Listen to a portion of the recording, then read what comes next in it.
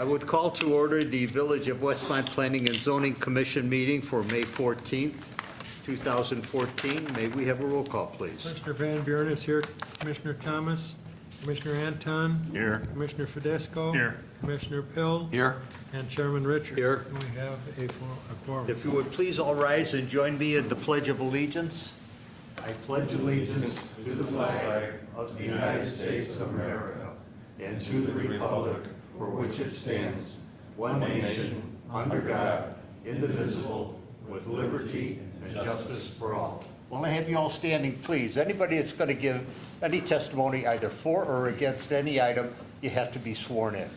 So if you'd repeat after me, I swear that any testimony I give this evening shall be the truth, the whole truth, and nothing but the truth, so help me God.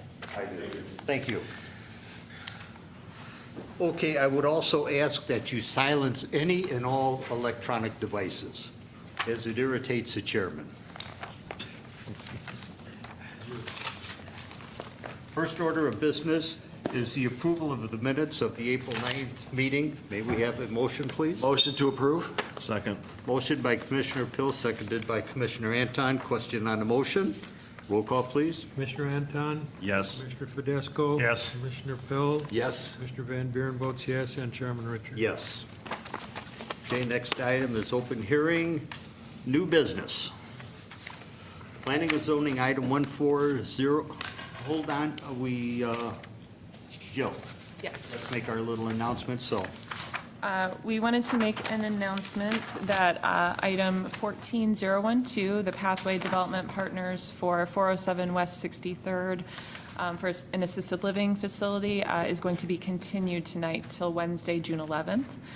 So you're welcome to come back for that. And if you have any questions about it, you can call me directly at 630-981-6267. Thanks. And there will be no further publication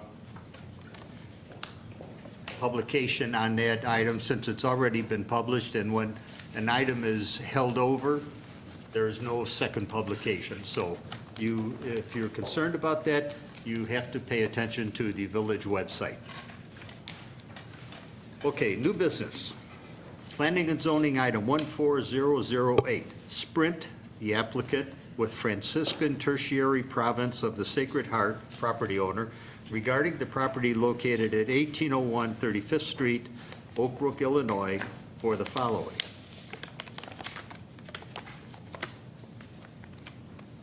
I'll ask you a question later, John. Item A, zoning code variance request to permit more than 3 antenna on a structure.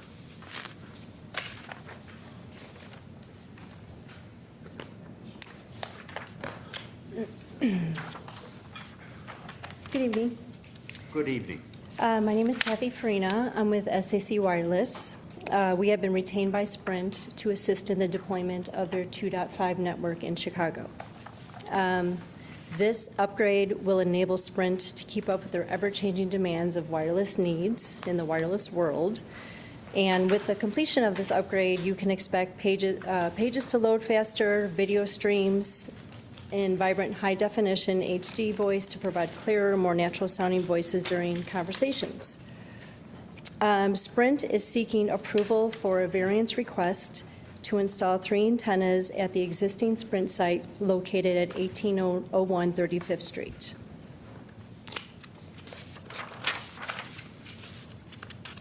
You can see that. Currently, there are 3 Sprint antennas located on the roof of the building of 1801 35th Street, and they're located on existing sled mounts. The 3 new antennas would be installed at the same height as the existing antennas, and the overall height of 63 feet would not be increased, and the new antennas would be painted to match the existing. In addition to the antennas, we would be installing a new equipment cabinet on the existing platform. This upgrade will enable residents and businesses in and around the village of Westmont to fully utilize the latest advancements in communications and to benefit from personal safety afforded by wireless technology. This modification will offer customers faster data speeds, stronger in-building signals, and improved call quality and clarity. Thank you. Okay, since you are requesting a variance, you need to allude to the special hardship. You're going to be putting 3 new antenna, Yes, and you're going to keep the 3 existing, correct. so they can't be combined into one. Not at this time, no. So that would be a hardship that you just can't work around if we're to get this new service from you. We would, as technology changes, eventually, maybe they would not have the 2 antennas per sector. They would eventually get rid of 1, but at this time, they need both antennas. Yes. Thank you. Is there anybody from the public who will wish to speak on this? Okay, we'll close the public comment. Staff? This is a straightforward request, and we have received structural calculations that show that the roof can support the additional antenna. It's set back from the road, and we're pleased that an additional structure is not required. Thank you very much. Okay, we'll start with Commissioner Pill. I like the idea, well presented, I'm in favor, thanks. Commissioner Anton? No questions. Commissioner Van Buren? No questions. Commissioner Fidesco? No questions. I know I'm just going to make a comment. I know all the competitors have been before us for various other locations doing the same thing. I think you're Right. the last guys on the block. Upgrade, upgrade, upgrade. Yeah, Right, exactly. right. Got to keep up So- with them. So I don't have any further questions. Good luck. Thank you. Okay, and I also have no questions.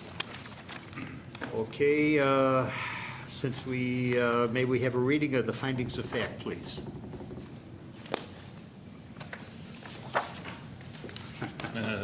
Scared there.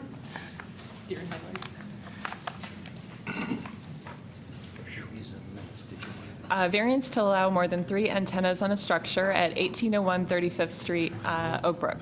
Criteria number 1, the property in question cannot yield a reasonable return if permitted to be used only under the conditions allowed by the regulations in the district in which it is located. The property currently contains 9 antennas on the roof of the existing building. The applicant seeks to co-locate 3 new antennas and equipment with the existing antennas and equipment.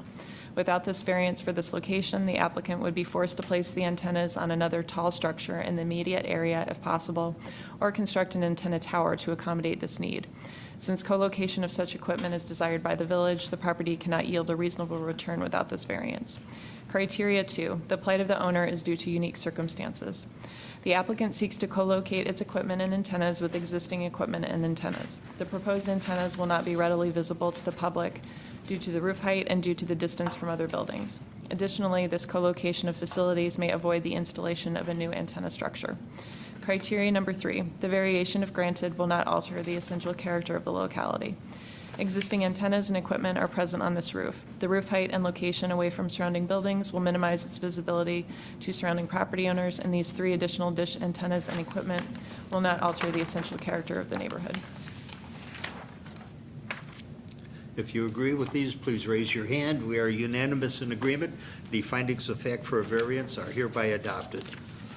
Okay, I would entertain a motion to recommend approval to the Board of Trustees, Planning and Zoning Item 14008, a zoning code variance request to permit more than 3 antenna on a structure.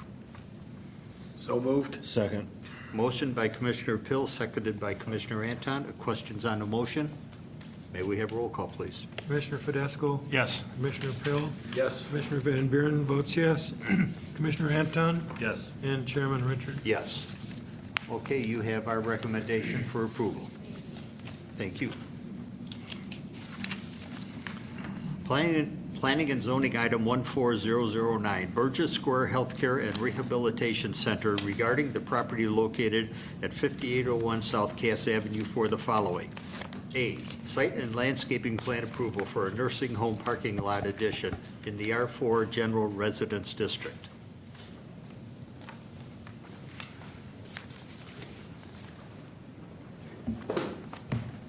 Some folks came in late. Were you gentlemen all sworn in? I've lost track of who was. Okay, thank you. Please proceed, sir. Good evening. My name is Neil Glein. I'm the administrator of Burgess Square Healthcare and Rehabilitation Center on 58th Street in Westmont. I come before you guys tonight to request implementation of 50 new parking stalls along the west end of our property. The purpose of this request is to resolve any parking congestion along 58th Street and to better be conducive of parking for, our current scheme as well. And that's basically it. Please proceed. Burgess Square currently has about 100 parking spots. We are looking to basically implement the additional spots due to life safety concerns, mainly fire trucks, ambulances that try to get down 58th Street during the course of basically 6 a.m. to 6 p.m.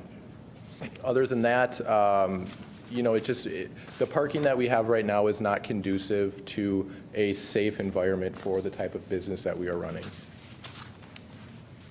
Okay, I understand, I don't know if it's hearsay or not, but there was an incident with some ambulances or something getting to your property. Oh, yes. Is that probably what might have prompted this also? Yeah, it's been an ongoing issue for us. The land that we're trying to build into is water retention, and so that's been an obstacle for us. The instance that you're referring to is we had a burst pipe over the winter, and that really kind of kicked us into high gear, on getting on top of this. It basically, fire trucks tried to get down 58th Street, and they just couldn't, not with the snow, not with the parking on both sides of the street. So that's basically where we sit right now. Okay, could you please show some of the plans as to just exactly what you want to do? We've got a home audience, too, that wants to see what's going on here. That's the right way, Joe? Yes.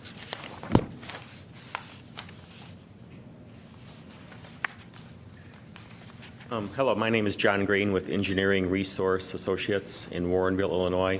We are the site land planner, land surveyor, and civil engineer. And what we are proposing is a approximately 53-stall parking lot addition located on the westerly portion of the site. We are going to slightly modify the existing entrance off of 58th Street. We're going to shift it about 15 feet or so to the west to improve traffic maneuvers for automobiles coming in and out of the property, and to better line up with the north-south driveways that exist in front of the main entrance. The site is going to comply with the necessary handicap accessible stalls. We're going to be restriping some of the closer stalls directly adjacent to the front entrance. And there will be two-way circulation through the new parking area in the top and then back down towards the bottom of the sheet. The parking stalls and aisleways comply with the village fire department and planning department regulations for off-street parking. We believe that these improvements will improve the life safety, emergency vehicular circulation on 58th Street. We are proposing to construct a parking lot out of what is called permeable pavers. It will not just be a brick paver, but it'll be a brick paver unit that actually has some engineered openings at the joints filled with a pea gravel type material that will allow any rainwater that hits on this new parking area to be absorbed into the ground. Normally, parking lots, either asphalt or concrete, have 100% runoff, which contributes to drainage issues. This parking lot will be unique in that it's an engineered system that will have these pavers that allow water to be absorbed directly into the ground, and there will be a stratum of different gradations of washed stone beneath the pavers that will promote infiltration into the ground and not cause any problems with drainage and runoff. Furthermore, there will be a proposed rain garden constructed in the area between the existing parking lot and the new parking lot. And that will be a depressed area that will offer water quality and water filtration benefits to this site and to the community. The landscape architect, Mike Trippetti, is here also to speak a little bit further about the site landscaping. One last thing I wanted to add on the site plan review. There have been discussions with the planning department of possibly constructing about 8 or 9 additional parking stalls on the south end of the existing facility. This was brought up during the review process. Currently, cars are parked there off the south access drive adjacent to the school. And we're interested in maintaining those existing parking stalls in that area. And if it's the commission's desire, we will go ahead and plan to construct 9 parking stalls in that area of the same permeable paver engineered system that I described to bring the total proposed parking stall count in addition to what's there from 53 to, with an additional 9 stalls, about 62 additional permeable paver parking stalls. So with that, I'll turn it over to Mike, the landscape architect, and be available for any questions. Thanks. Good evening. My name is Mike Trippetti, project landscape architect. I'll show you the landscape plan. There's a rendering in front of you of our overall site. You'll see the improvement is in our front yard. We have an expansive front yard. The proposed landscaping here is intended to re-enhance our existing facility, and we're doing that through a use of ornamental plantings that will screen the parking lot on the north and west sides, and then we're integrating a number of trees. I believe it's about 13 new shade and evergreen trees to the front of our property. The rain garden or the bioswale is centered in the center area of the parking lot. It's linear in fashion, and we're providing a number of short prairie grasses. They're all native to Illinois, but we're limiting the species to about 8 or 10. The idea is that it'll look a little more kept and less wild in appearance, but it's going to be a low-profile application. The parking lot will also have ornamental plantings in the islands. We're using Grollo sumac and some flowering shrubs in our perimeter, lilac and then evergreen shrubs.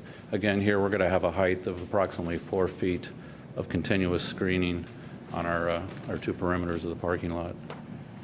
To the south, we're flanked by a rather sizable hill up to the school to our south. And that's actually a wooded area now, so that would remain untouched. If you have any questions, please feel free to ask.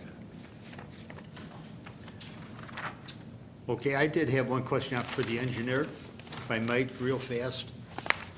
It looks like you've got 4 deep-pressed curb cuts here with stone. Elevation's going to be lower than the parking lot. Is that going to drain the subsurface of the pavers? Mm-hmm. No, the depressions along the easterly face of the parking lot addition will promote any excess runoff and heavy rains into the rain garden and bioswale area. So you'll notice a traditional parking lot has storm drains and inlets in it. This parking lot has none, but overflows allow the water to go into the rain garden. So it doesn't soak into the gravel subbase, will go into the rain garden area. And then in addition to that, there will be a small perforated plastic pipe drain tile system. Because the soils in DuPage County, Westmont area are primarily thick gray clay. During heavy events, the ground can only absorb so much. And the fact that it always will absorb, but it might absorb at a rate much slower than heavy rainfalls. So Is with that that, going to empty into the rain garden then? that's correct. Yeah, Okay. it'll empty into the rain garden, and then the rain garden has a drain tile well below the stratum of engineered soils.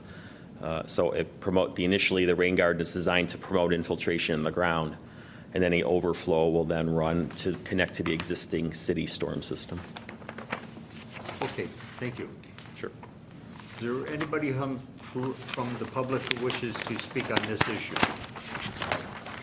Seeing no hands raised, we'll close the public comment. Staff?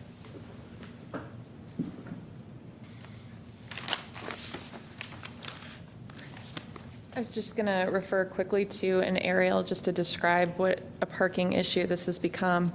As you see on 58th Street, there's parking on both sides, which has made it very difficult for emergency vehicles to get through, and even, a small sedan has trouble getting through if people are coming in from the back.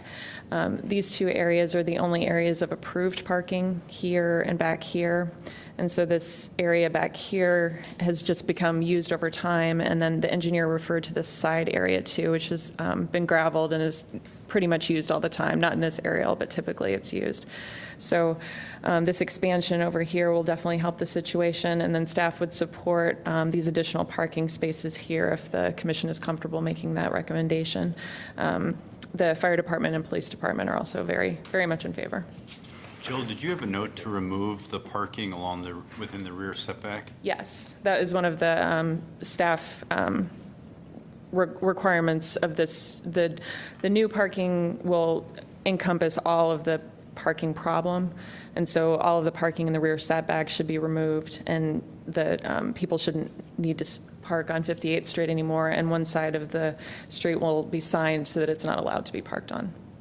So then, my understanding, Jill, then upon the trustees approving this parking, if we approve it and the trustees approve it, it'll be contingent upon that easternmost strip.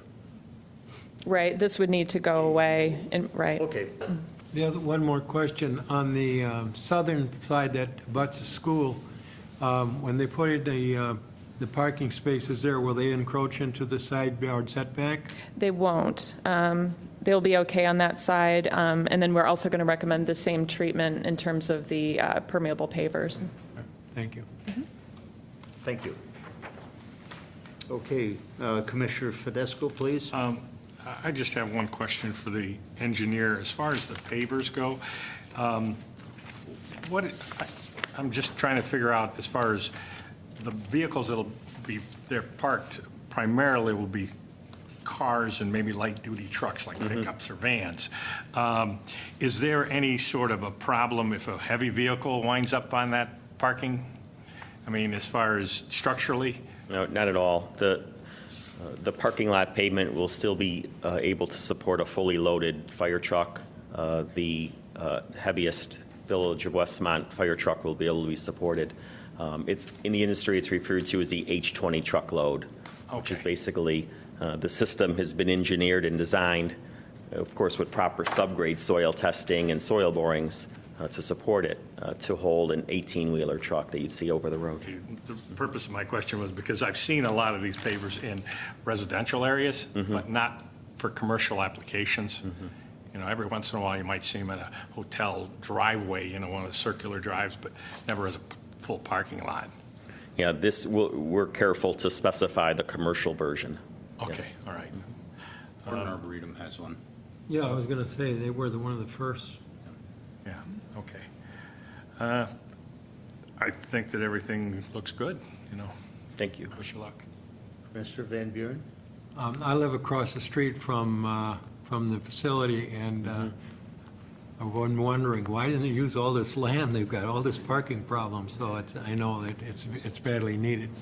One other question I have is, of how much of that land that's now vacant, that's west of the facility, is required for the retention? None of it is. We are providing the detention in For lieu the of... whole, for even the undeveloped? Right, in lieu of providing a separate detention pond, we are specifying this permeable pavement system. So that causes the water to infiltrate into the ground, as opposed to it running off and then needing to be stored in a separate place. One of the engineering challenges of this entire open space is that there's a big grade drop-off off Cass. From the Cass Avenue right-of-way to the existing parking lot, it drops in places between 6 to 10 feet. Wow. So it's a challenge to provide a traditional stormwater detention facility on a property when you're developing, when the only remaining land to develop is up on the hill. Yeah. Well, that's all I have. Good luck. Commissioner Anton? First, I commend you guys for taking the problem on and solving it. The pavers are interesting. Are those, the bigger round circles, are those, say, like a French, is it like a French drain, a bigger retention, say, vessel? Is that what that is there? You're looking at the cross-section detail? Yeah, I'm looking in your sheet water, two? your, This one here? what are you guys calling it here? In the native grass section there, you got your infiltration basin. You got the large black dots in there. I'm not understanding what those Oh, are. sure. Is that the drain going out? Yeah, it's a schematic cross-section of the rain garden where the native plantings will be located. Right. And the 8-inch perforated drain tile, the size may be exaggerated in this schematic just Oh, I to see, call okay. attention to it. But to put it in perspective, the stratum of topsoil above it is 18 inches thick, and the water will drain through it first. And then any excess water will hit the drain tile. And then below the 8-inch perforated drain tile, there'll be a 6-inch area of stone, well-graded, called recharge. And that also, whatever water doesn't go through the drain tile will then soak into the ground. So is there any connection to the stormwater sewer? There is. There is a slight There one is. near the small one going across? Yeah, for this entire development here, at the end of the day, there's just a 6-inch diameter drain tile that connects to the storm system. So the intention is that a large majority of the regular runoff will soak into the ground first. Okay, and your basic intention, though, is really never to have a fire truck run on this. They're going to kind of come straight in, turn around, or an ambulance are going to come in and do the loop here. That's correct. This is an area that's west of the main entrance off 58th Street. Looks good to me. Appreciate it. Thank you. Commissioner Pill? Thank you. Are you the property owner all the way to Cass Avenue then? Yes. Next question is maybe more for staff. I'm not quite sure I understand why they don't have to detent the entire property. They're going to request a waiver from that. Cash in lieu, that type of thing, or just a straight-up waiver? They're asking for a waiver for the site that's already been built, and then they're asking to provide for their, what they're proposing now. So for the new improvements, right, handled on site through the permeable pavers, rain gardens. In the rain gardens. And some drainage. I didn't think we had seen something like that here before.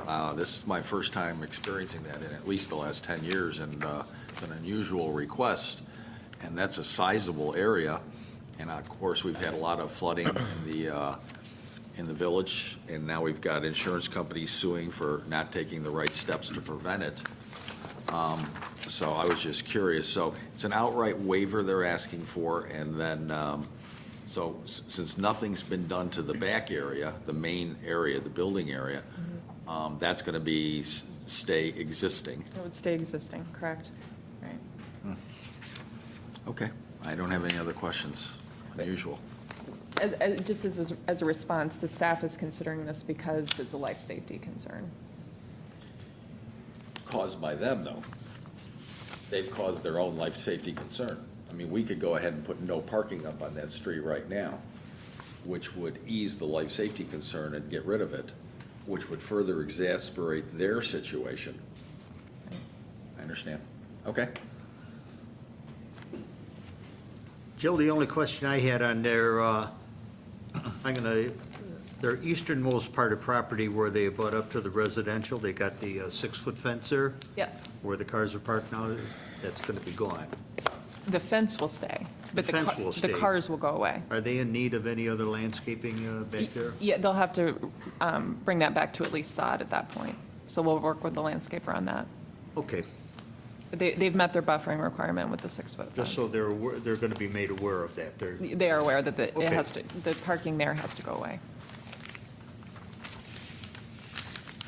And John tells me that we don't have to take any extraordinary steps to include this extra 8 or 9 parking spaces on the south side, so.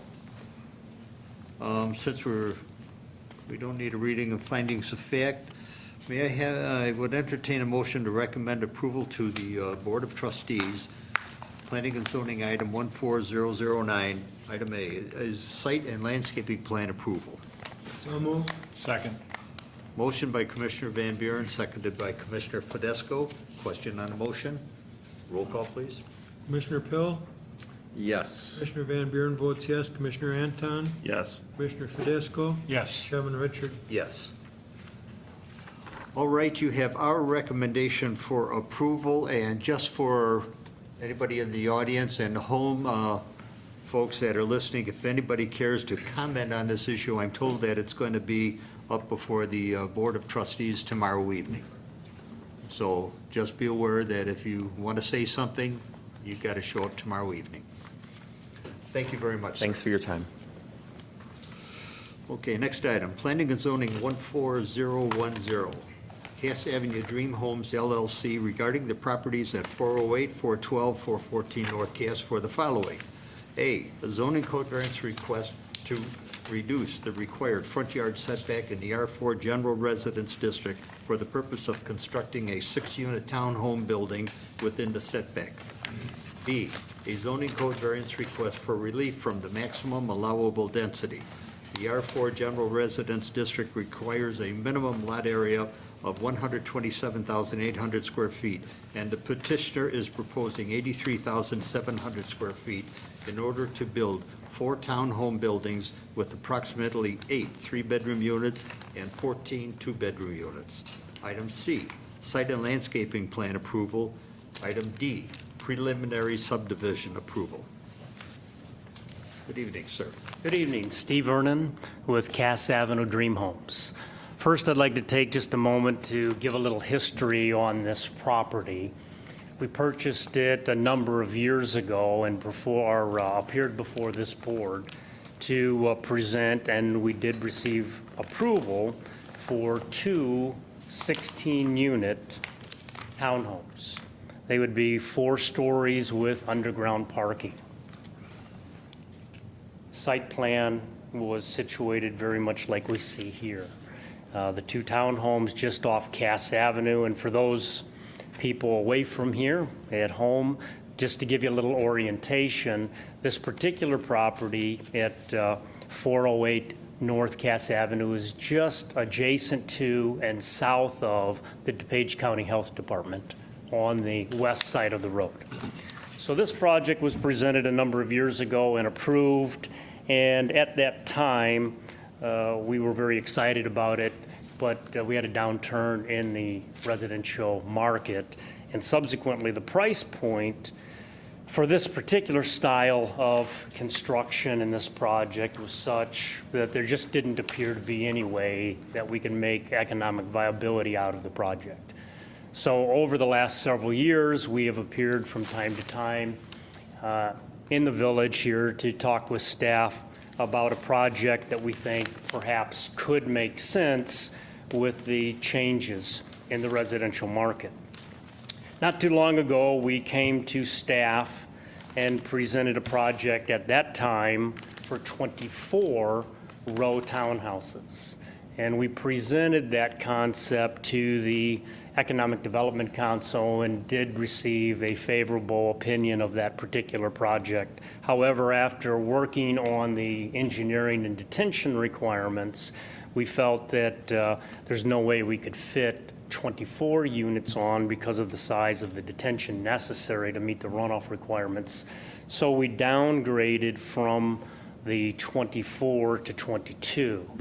The 22 still requires a density variance, but we think that we've come a long way from 32 units down to 22 units.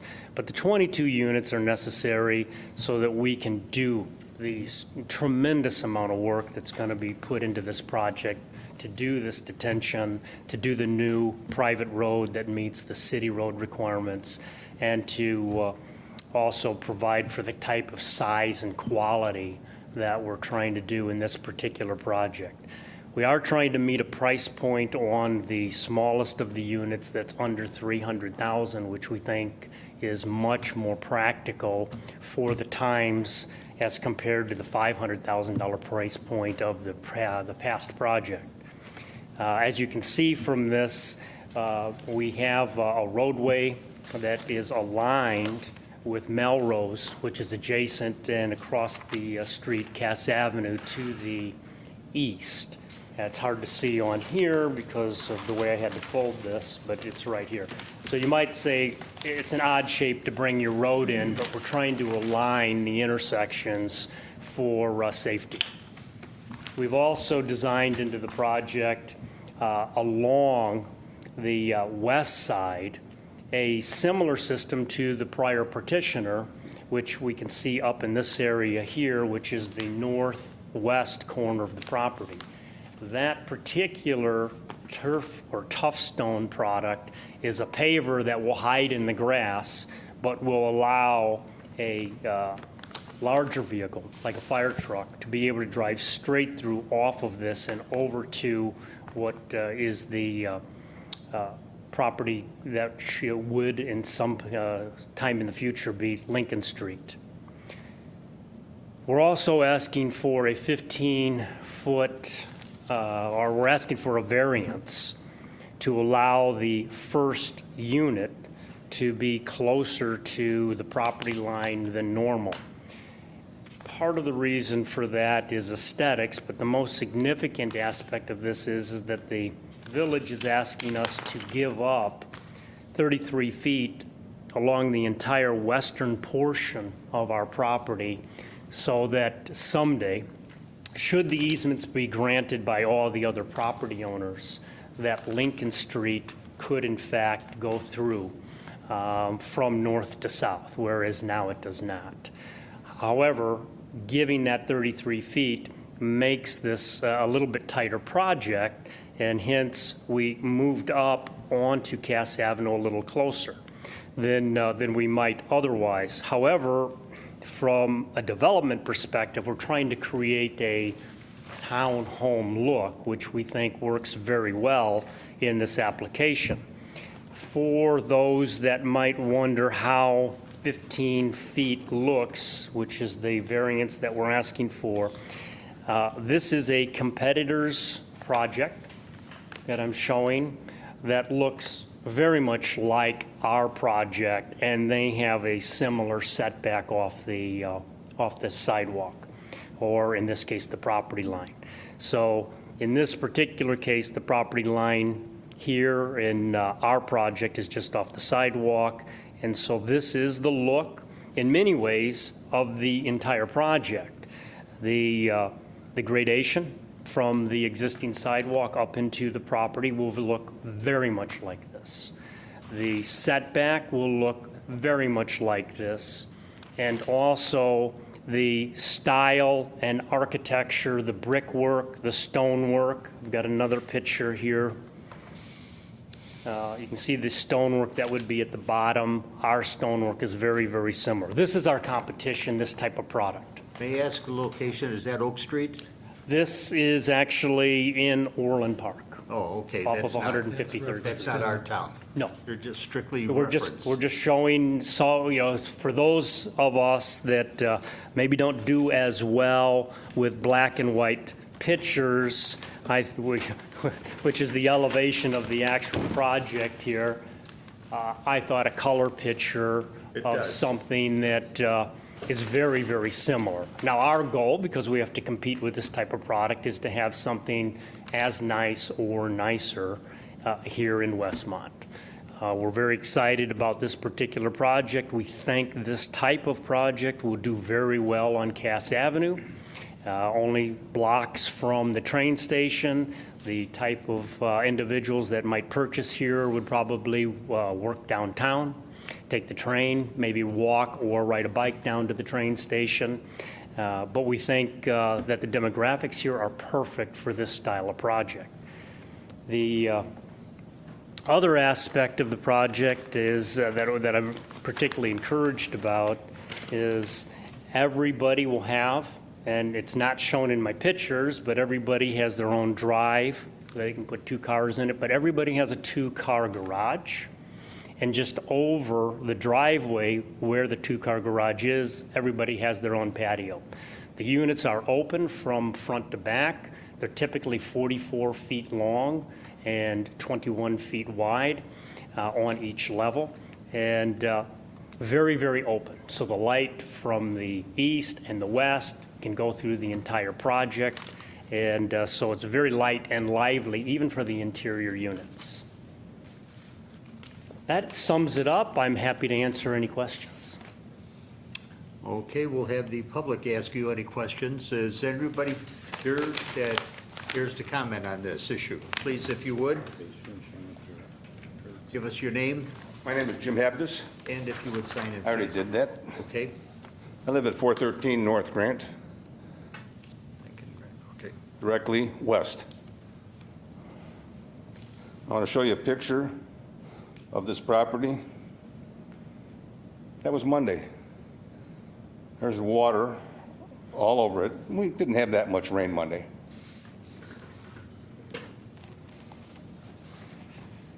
This is from last spring. That's the medical center you see there. And his property floods from the end of my property all the way up to Cass Avenue. Here's the medical center. It blows, the doors have been blown in 3 times within the last 7 years. And that's how much water they get there.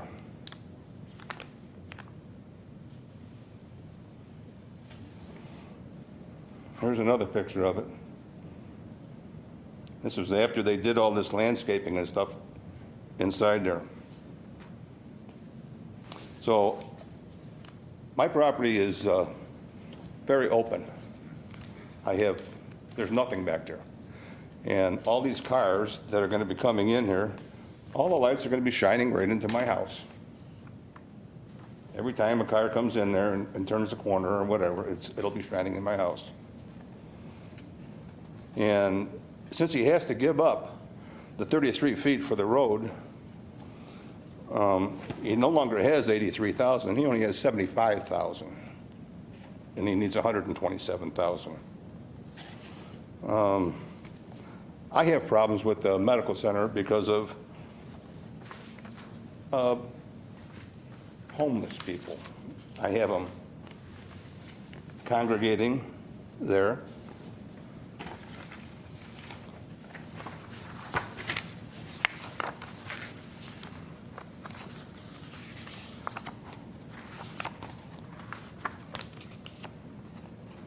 One more.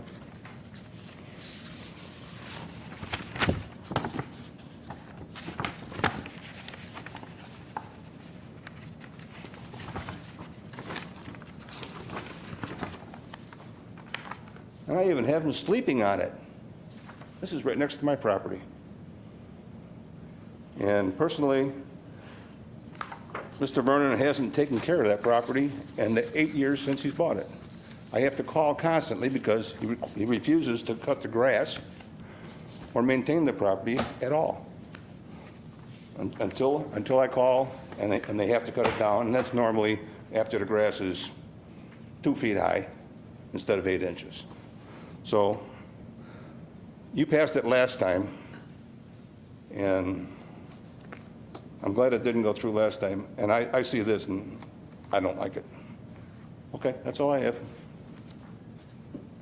Thank you, sir. Okay, I'll take a stab at that. I think I can make my neighbor happy on 3 out of the 4. I don't know what to do about the homeless people sleeping in the parking lot, but in regards to the other issues, I'll address them one at a time. First, we're very familiar with the water that sets on his property. In my business, we refer to that area as a depressional area. I'm sorry. My property does not flood at all. Okay. Anyway, we refer to the low-lying area, wherever it happens to be, that collects water on-site or off-site as a depressional area. And we've done the topography study, and we know exactly where the water is and where it's coming from. Obviously, the empty space on my property is not the cause of the water flooding, whether it be on his property, my property, or into the DuPage County Health Department. Water runs generally in this particular area of town from the south to the north. Our highest point is on the south side, our lowest point is on the north side, and generally speaking, water runs from adjacent properties across our property. There is an area that's a little bit lower just south of the DuPage County Health Department, and there's a lower lying area to the west of our property on our neighbor's property.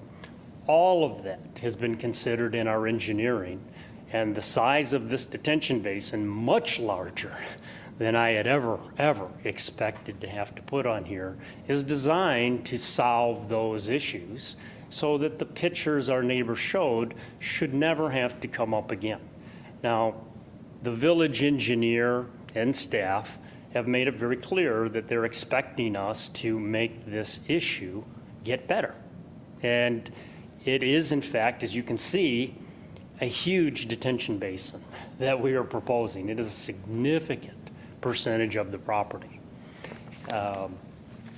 The second issue, and of course, let me back up for just a second, because part of the reason that we use this tough stone product here is so that we don't have to provide any obstructions whatsoever to allowing water to flow off of the adjacent neighboring property into our detention basin. So we are fully expecting to get any water that might collect on the property line between the west side of my property and the east side of his property, an avenue to get into the detention basin.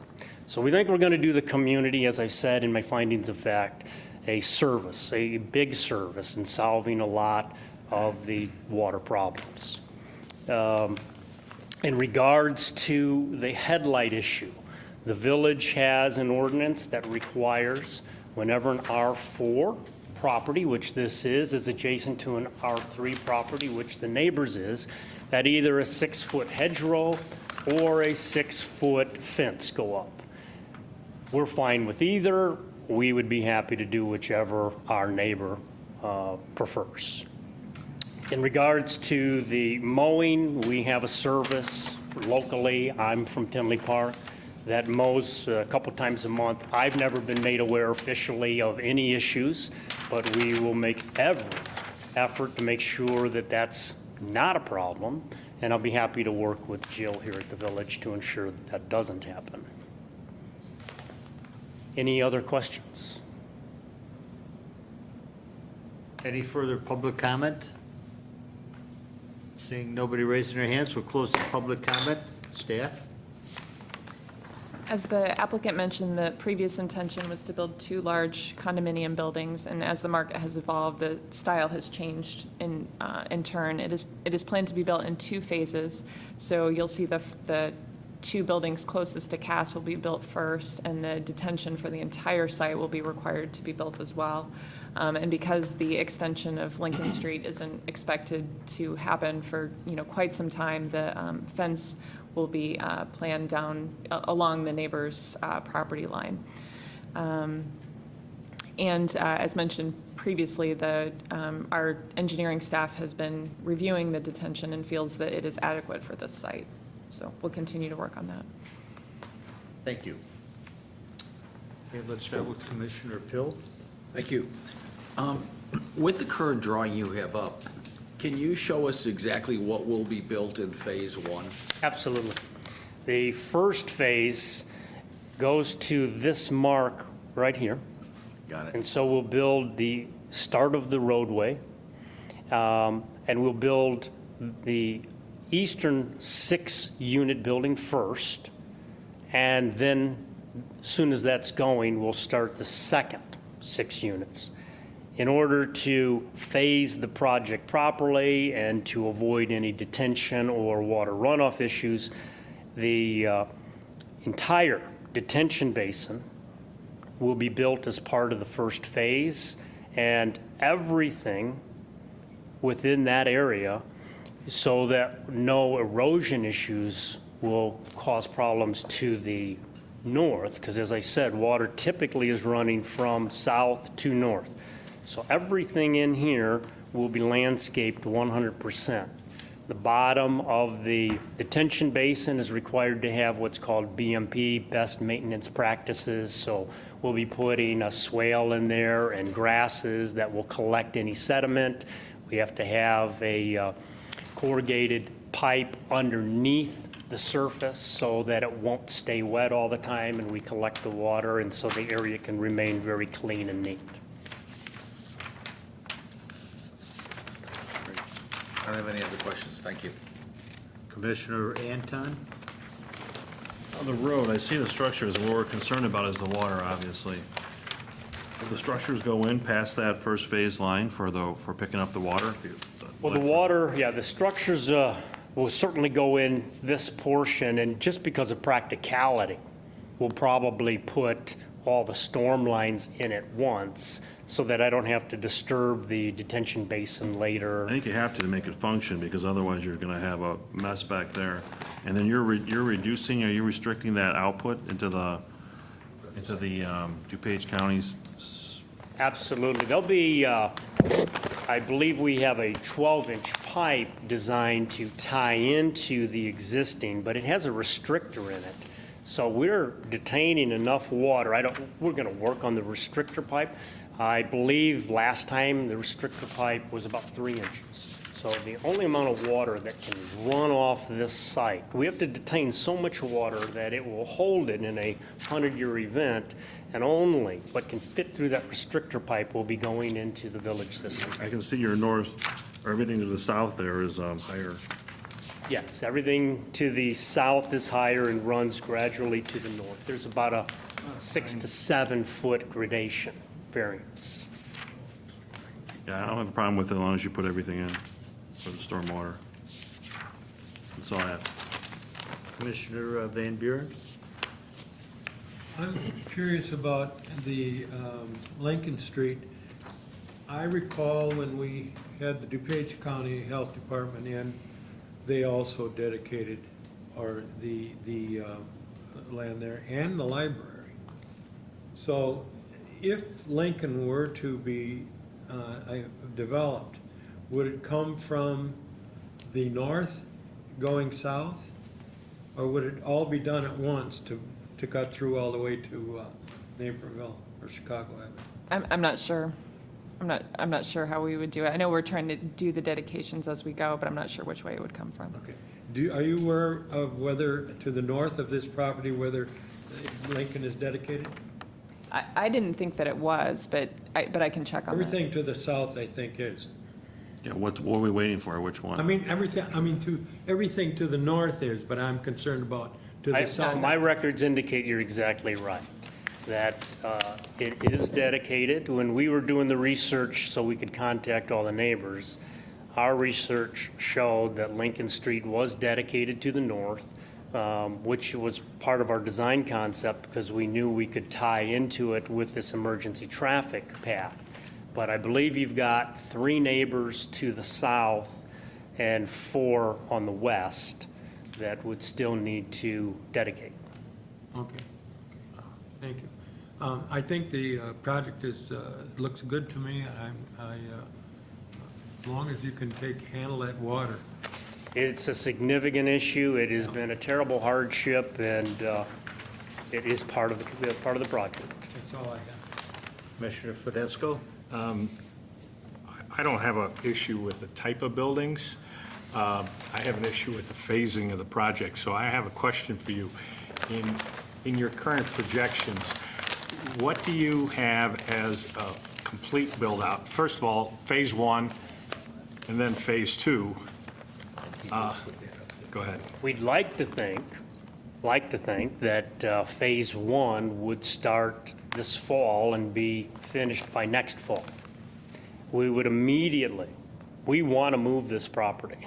So we would immediately go into phase 2 as soon as we start to get probably 50% sales of phase 1. Okay. The reason I ask that is because we have 2 other projects, similar type townhomes, not exact, but similar. One is right along the railroad tracks, kind of across the street, down the street from us, where built 1 out of 3 buildings.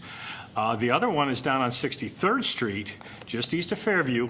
There was one complex that actually was completed. The other one has one street complete out of like 4 streets. To have But something I like that, understand, I'm familiar with, I think I'm familiar with both of the yeah, projects. to have and- something like that just sitting there idle.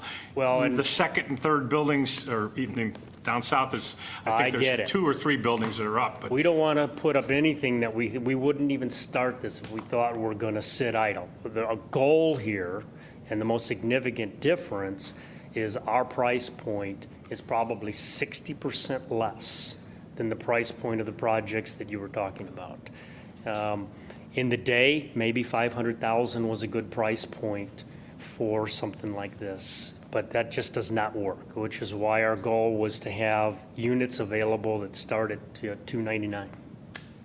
Okay, I'm not, are you familiar with the projects over in Downers Grove that are similar to this, that happened in the last 3-4 years?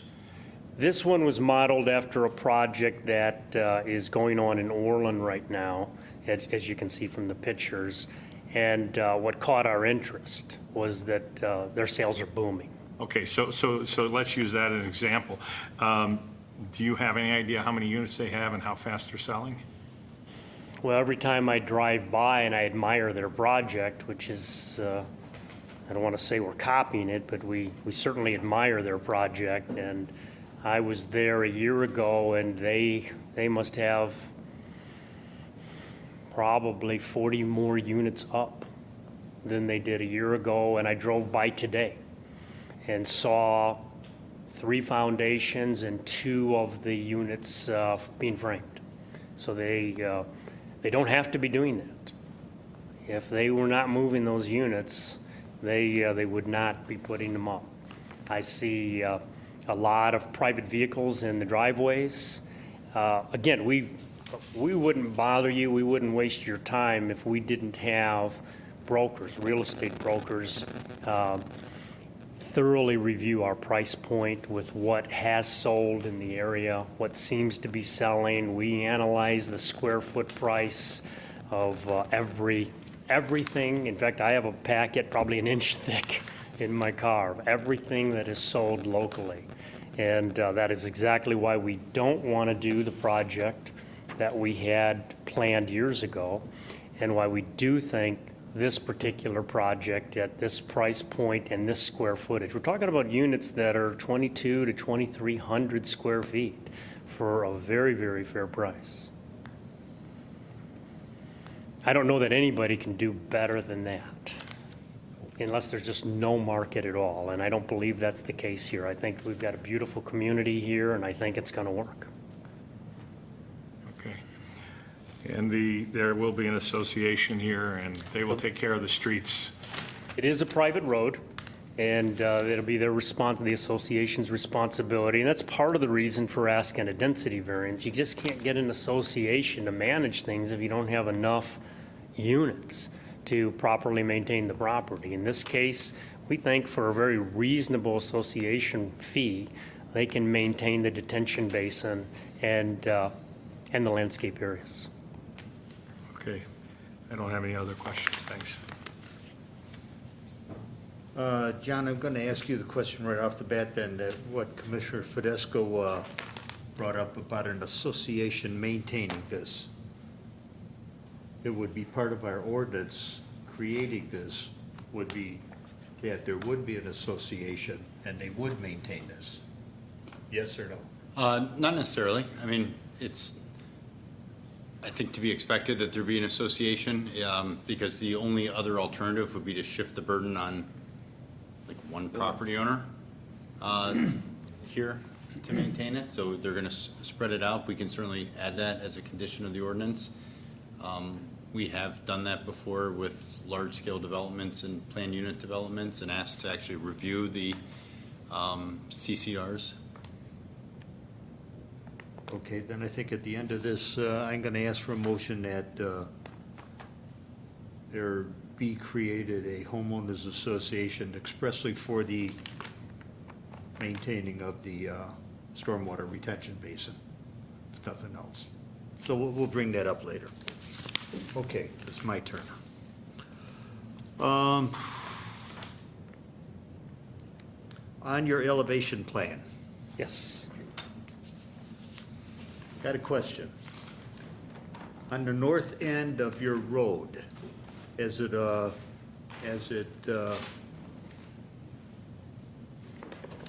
right at the end of your road there, you've got a large black circle, and can I assume that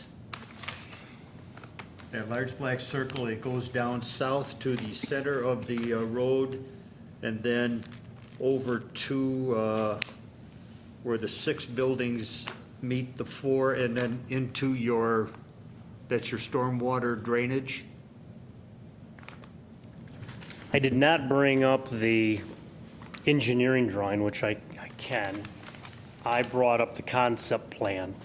The engineering drawing is going to show collection points at a variety of locations along this east-west drive.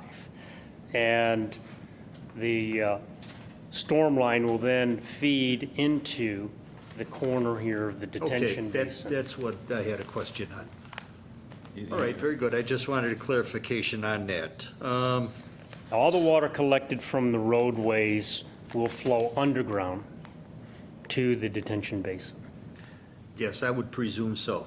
Are you worried about that one that's up here on the far end? I am. It comes back around because it only comes That's into what the I see. pond. It looks like that's what the Yeah, I think arrows. it has to come back that way because I just it wanted only to comes into the clarify. pond in one spot.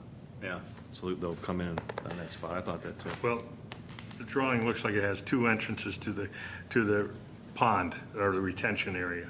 No, I think it's only As one. it is That's- an entrance. On the north side, on the north side, looks like the other side comes the in exit. from that direction. That's the exit. That's where it leaves. Oh, that's the exit. Yeah. Actually, everybody's right. In this particular case, there is a restrictor pipe in a collection basin right here at the end of the driveway. And what that restrictor pipe does is in a heavy storm, that is going to only, as I said, allow a little bit of water to flow to the east toward Cass Avenue. In a heavy storm, the water that can't fit through that restrictor pipe will be forced back into the detention basin where it will collect until it can actually then feed out through the restrictor pipe. Did you consider underground storage at all? We did. We just didn't think it would be practical with the kind of soils and the space that we have here. It would free up more of the area for you to build on. and to Absolutely. improve. We did a cost analysis on it, and it looked like we would go in the hole about $50,000 when it was all said and done. The cost of doing the underground storage versus the profit we could make on the extra 2 units. I've also heard some talk about you're looking for masonry relief from the masonry requirements. Well, we made a presentation to If the, I'm correct or wrong, please? there's a particular ordinance that we presented to the EDC that requires buildings that are typically of this nature, 4 and 5 stories, where they're 100% masonry construction, flex core, floors, et cetera, to be 100% masonry, and we totally get that. In a case like this, you have families stacked on top of families, and we understand that the ordinance that the village has happened sometime in the 1980s because a lot of apartment buildings were being built. Forgive me if this is wrong, but this is what was presented to me in the EDC meeting. Anyway, and the village thought we probably ought to do 100% masonry floors and walls. And I get that, and in this application, that all worked and made sense. The price point, however, for a project like that was about, as I said, $500,000 a unit. The type of construction that we normally find in units like we're talking about, row townhouses, is stick construction, like you see here, and again, this is exactly what's being done throughout the Chicagoland area on row townhouses. Here's another application. And as you can see, particularly in this view right here, the floor is joist floor and more traditional. It does not mean we're not doing masonry. We, of course, want masonry. We want a very, very beautiful project. What we asked the EDC for was relief from the requirement that was really intended to protect families that are stacked in buildings like this, 4 stories tall, and to allow us to do a project more like the one we're doing. You realize the EEC has no jurisdiction whatsoever. Absolutely. We made that presentation to see what their feel was on this, and we understand that we need this approved. What, the waiver for the masonry? Yes. Well, you're not asking us for that, Correct, they'll be going to the board for the masonry waiver. because we have projects down on the south end, one high class one, Connemara, right now that's built that way. Bella Reeve, which is the first townhome units are built that way. And I see no reason to deviate that whatsoever. This is not Chicago. And if they choose to lessen their fire requirements, so be it, that's their problem. I don't think it'd be a wise thing for Westmont to lessen theirs, to be quite frank, my opinion only. The one thing I would say is this type of construction would meet or exceed every fire code in the nation.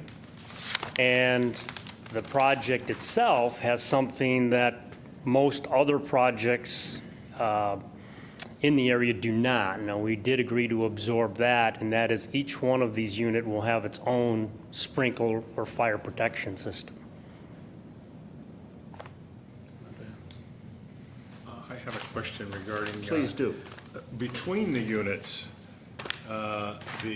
what type of fire protection between the units? There is a masonry system that we've presented to the fire department that provides, I believe, a 4-hour fire separation, the same as a masonry block wall. So, It's not a masonry block wall. well, it is it's a- made out of the same materials, but instead of setting it in mortar, they come in vertical sections, and you stack them side by side. It's fully approved by UL, and we've gone over it with the fire department. Are you talking about 4x8 sheets of cement board? No, it's more sophisticated than that. It's a 2-inch thick masonry product. And it's used universally everywhere, and as I said, it's been used everywhere. The fire department is aware of it. They're fine with it. We brought that up to them earlier.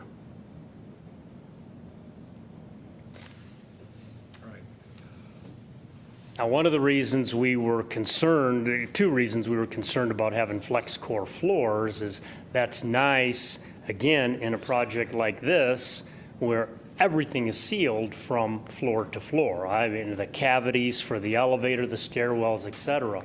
But the concept in a home like this is relatively open. So from floor to floor, you got a nice open staircase.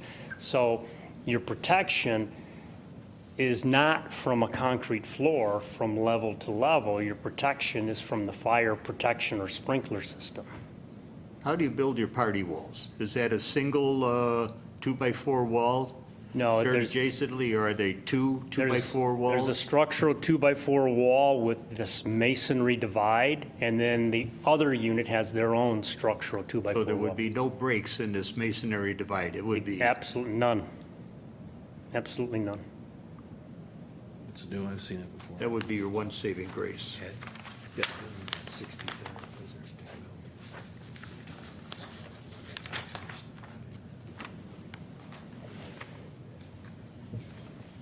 building.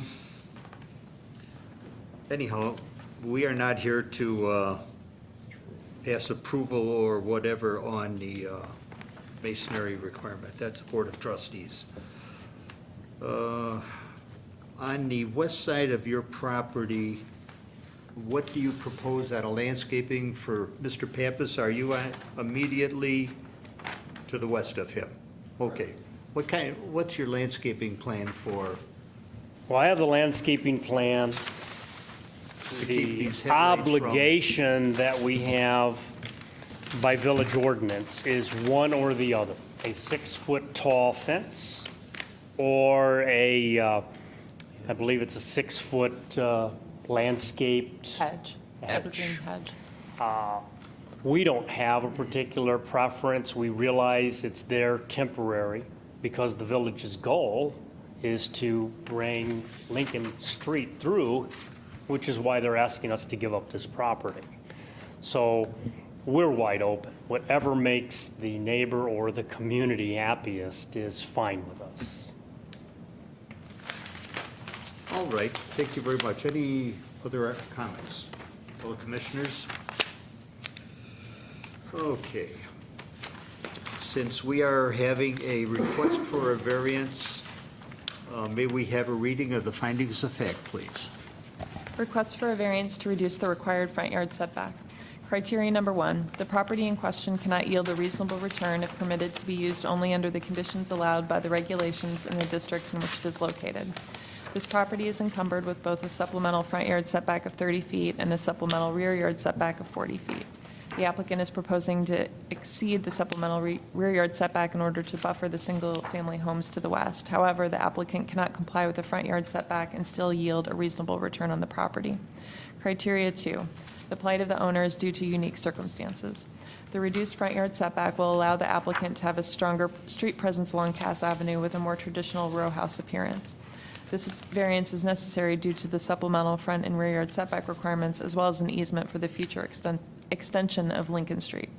Criteria 3, the variation, if granted, will not alter the essential character of the locality. This area of Cass Avenue is improved with multifamily dwellings, commercial uses, single-family uses, and institutional uses. Cass Avenue is a heavily traveled corridor.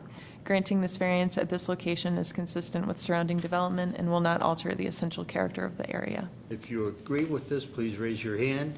We are unanimous in agreement. The findings of fact for a variance are hereby approved. Under Planning and Zoning, item 14010, I would entertain a motion to recommend approval to the Board of Trustees. Item A, zoning code variance request to reduce the required front yard setback in the R4 General Residence District for the purpose of constructing a 6-unit townhome building within the setback. So move. Second. Motion by Commissioner Van Buren, seconded by Commissioner Pill. A question on the motion? May we have a roll call, please? Commissioner Van Buren votes yes. Commissioner Anton? Yes. Commissioner Fidesco? Yes. Commissioner Pill? Yes. And Chairman Richard? Yes. Okay, item B also is a variance request. May we have a reading of the findings, please? Request for a variance to increase the allowable density.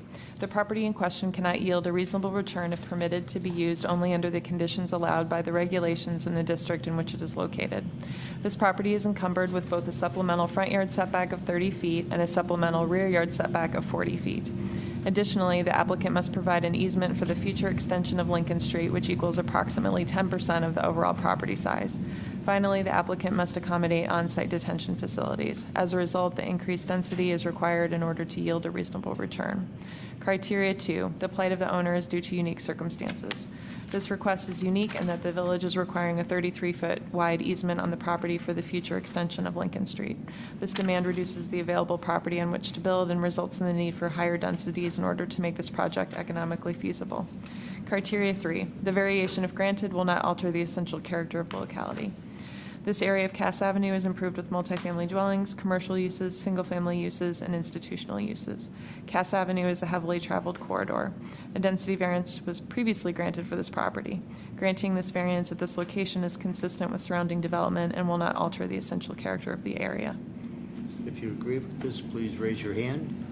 We are unanimous in agreement. The findings of fact for a variance are hereby adopted and approved.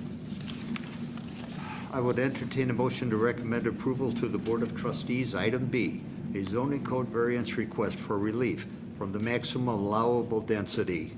The R4 General Residence District requires a minimum lot area of 127,800 square feet, and the petitioner is proposing 83,700 square feet in order to build 4 townhome buildings.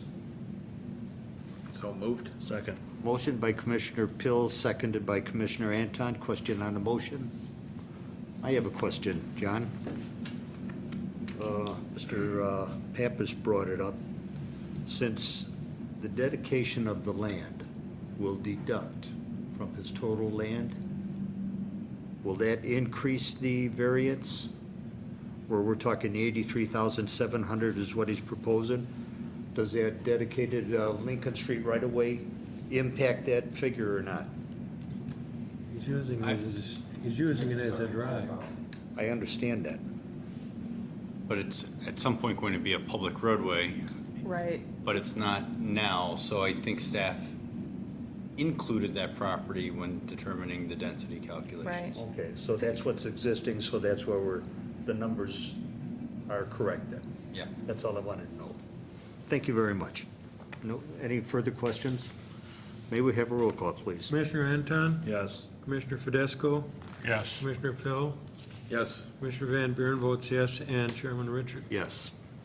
I would entertain a motion to recommend approval to the Board of Trustees. Item C, a site and landscaping plan approval. So moved. Second.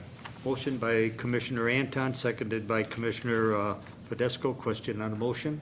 Roll call, please. Commissioner Fidesco? Yes. Commissioner Pill? Yes. Commissioner Van Buren votes yes. Commissioner Anton? Yes. And Chairman Richard. Yes. I would entertain a motion to recommend approval to the Board of Trustees. Item D, preliminary subdivision approval. So moved. Second. Motion by Commissioner Van Buren, seconded by Commissioner Anton. Yes. Thank you. Question on the motion? Roll call, please. Commissioner Pill? Yes. Commissioner Van Buren votes yes. Commissioner Anton? Yes. Commissioner Fidesco? Yes. And Chairman Richard. Yes. All right, sir, you have our recommendation for approval, but that's all it is a recommendation. I appreciate that. Thank you for your time. You're welcome, sir.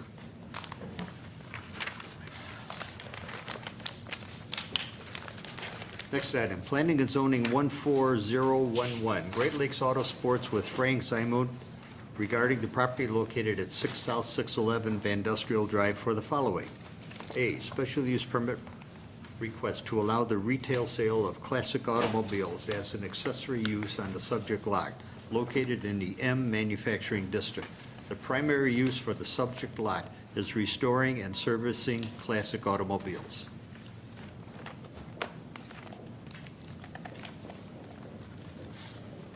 Thank you, Jill Ziegler, and the Planning and Zoning Commission for putting us on the agenda tonight.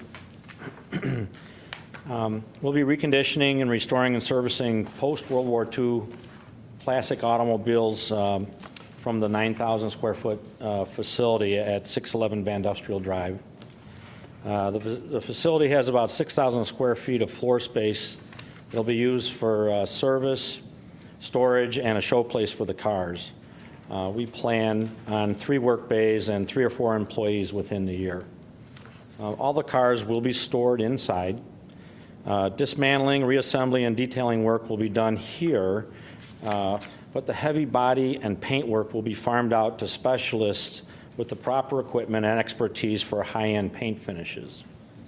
We acquire cars for ourselves, and after restoration, we may offer the car for sale. These cars and our customers' consignment requests are sold over the internet. So we are asking for a special use permit to include ancillary sales, selling cars out of this location. Cars sold on the internet to Illinois residents pay state and local taxes. 1.25% tax goes to the village and county. Let's see, a restoration can take a long time, and we hope to sell 10 cars a month for $500,000 to $1 million in gross sales per month. Statement of compliance of the special use standards. I'm Michael Mayanza, as owner of Great Lakes Auto Sports. While maintaining and operating the special use will not be detrimental to or endanger the public health, safety, morals, comfort, and general welfare of the community. The special use will not be injurious to the use and enjoyment of the surrounding properties. Hurt property values, if anything, will improve values by maintaining neat and orderly grounds. We will not impede surrounding property development and improvement because of our special use. The property already has adequate utilities, access ways, drainage, etc. for our special use. And there are already adequate ingress and egress to the property. We expect to have very little impact on the traffic flow of our location with 1 or 2 visitors per day. We will conform to all other regulations applicable to us and to the provisions of the special use permit. Would you like to hear a little bit about my background? Please. Okay. My personal, as it pertains to this, my personal automotive experience spanned 35 years, starting with British sports cars like Jaguars, MGs, and Triumphs in the SCCA Sports Car Club of America. I progressed to single-seat Formula cars, built Can-Am cars, crewed at the Indy 500, endurance raced at the 24 Hours of Daytona and the 12 Hours of Sebring. I was in the new and used car business at a Chevrolet dealer as an assistant manager and at an exotic car dealer selling Ferrari, Lotus, and Maserati sports cars. Currently, I have a wholesale car dealership in Indiana and will be securing an Illinois dealer license within the first month after the lease starts. In between and during my fun with cars, I was a trader at the Chicago exchanges and a hedge fund manager. So we're requesting a special use permit. All right, sir. Will anybody from the public care to comment on this item? For or against, whatever? Seeing nobody raise their hands, we'll close the public comment and go to staff. The special use is required because retail sales are not permitted by right in the M district. Typically, auto sales are recommended along the Ogden Avenue corridor, but in this instance, the applicant has a very niche business, which he's described, with a small amount of vehicles that will be kept completely indoors. While this is required by code, staff also recommends that the storage of indoor cars be included in any conditions of a special use ordinance. Thank you. Okay, we'll start with Commissioner Fidesco, if you would. I think the concept is good. I don't live too far from the area, so I know it well. It fits in the area. Happened to notice the Formula Ford. Are you going to be doing any of those type of cars as well as the classic cars? Any of The Formula Fords, I mean, you can do any restorations on classic, like cars, as Race far cars? as race cars, yeah. Yeah, not at first, but we hope to do some of that. It takes a lot of time, especially if the customer wants you to go to the track with them. I'm not really going to be set up for that, but I will. And any tuning, engine, dyno work, that type of thing won't be done there. That gets sent out. Yeah. No, I know that very well since I used to race Fords, Formula Fords. Oh, did you? Yeah. Yeah. I don't know if you noticed, that's a championship winning trophy there. Yeah. Only finished first once. It's a lot of fun. You'll have to come over. Okay, so yeah, I think it's a great idea, and I wish you luck. Thank you. Commissioner Van Buren. I too am a fellow car nut and restorer, and right out in my backyard, so you may see me. Good luck. Commissioner Anton. Another car guy. I got a 70 Roadrunner. Big money hole. Love it. Go Mopar. Sorry about the British thing. If I ever get my dream car, mine's a Panos. One of the big monster Panos that run around, Europe and stuff and torture them. But good luck with it. I think it's a good fit there. It's a nice building. That'll work good. I'll have to come and visit you someday. Commissioner Pilt. No questions, I like the idea. The only question I have is there will be no body work painting done in there, or? No, I'm not planning on having a spray booth or body work.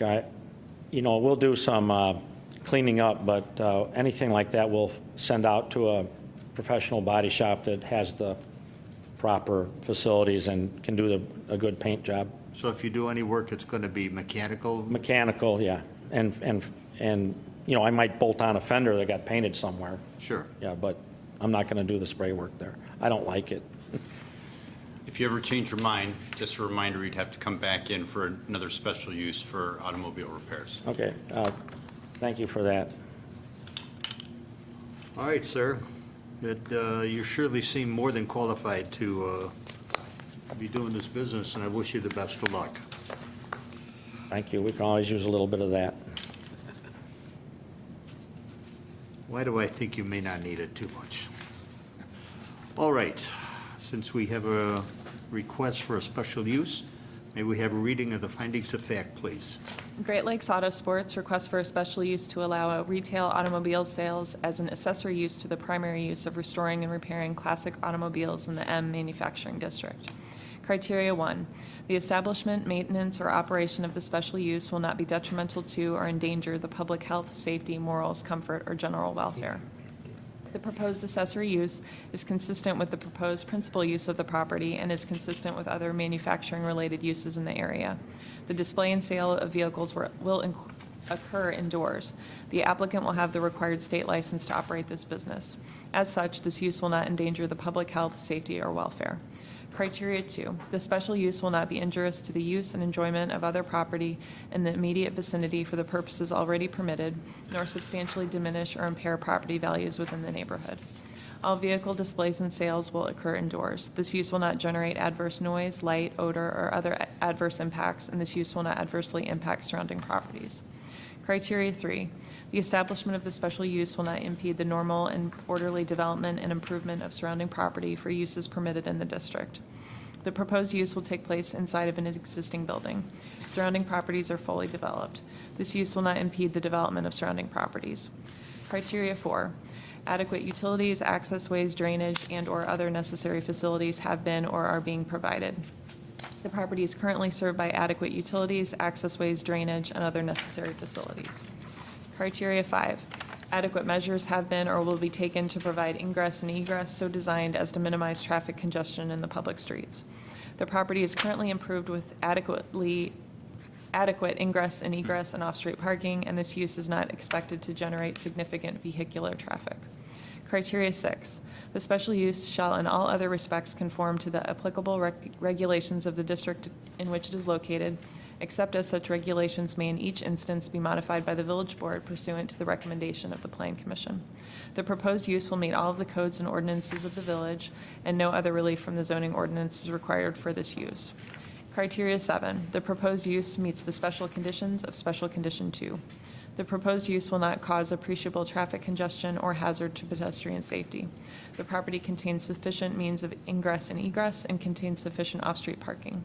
This use will not generate significant vehicular traffic, and there is not heavy pedestrian use of this area. Do you agree with this? Please raise your hand. We are unanimous in agreement. Therefore, the findings of fact for a special use are hereby approved and adopted.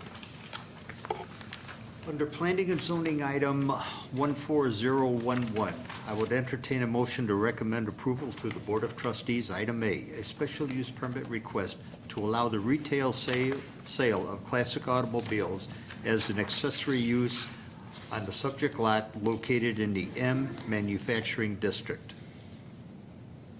So moved. Second. Motion by Commissioner Anton, seconded by Commissioner Fidesco. A question on the motion? Roll call, please. Commissioner Pill? Yes. Commissioner Van Buren votes yes. Commissioner Anton? Yes. Commissioner Fidesco? Yes. And Chairman Richard? Yes. All right, sir, you have our recommendation for approval. Good luck to you.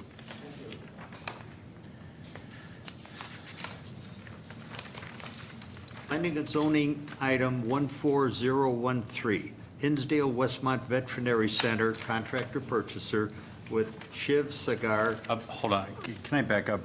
14012, the Pathways Partners. Oh, I'm sorry, yes. That one's being postponed, but, so we don't have to republish, we do have to announce it, open up the public hearing, and then vote to continue it to the next meeting. Okay.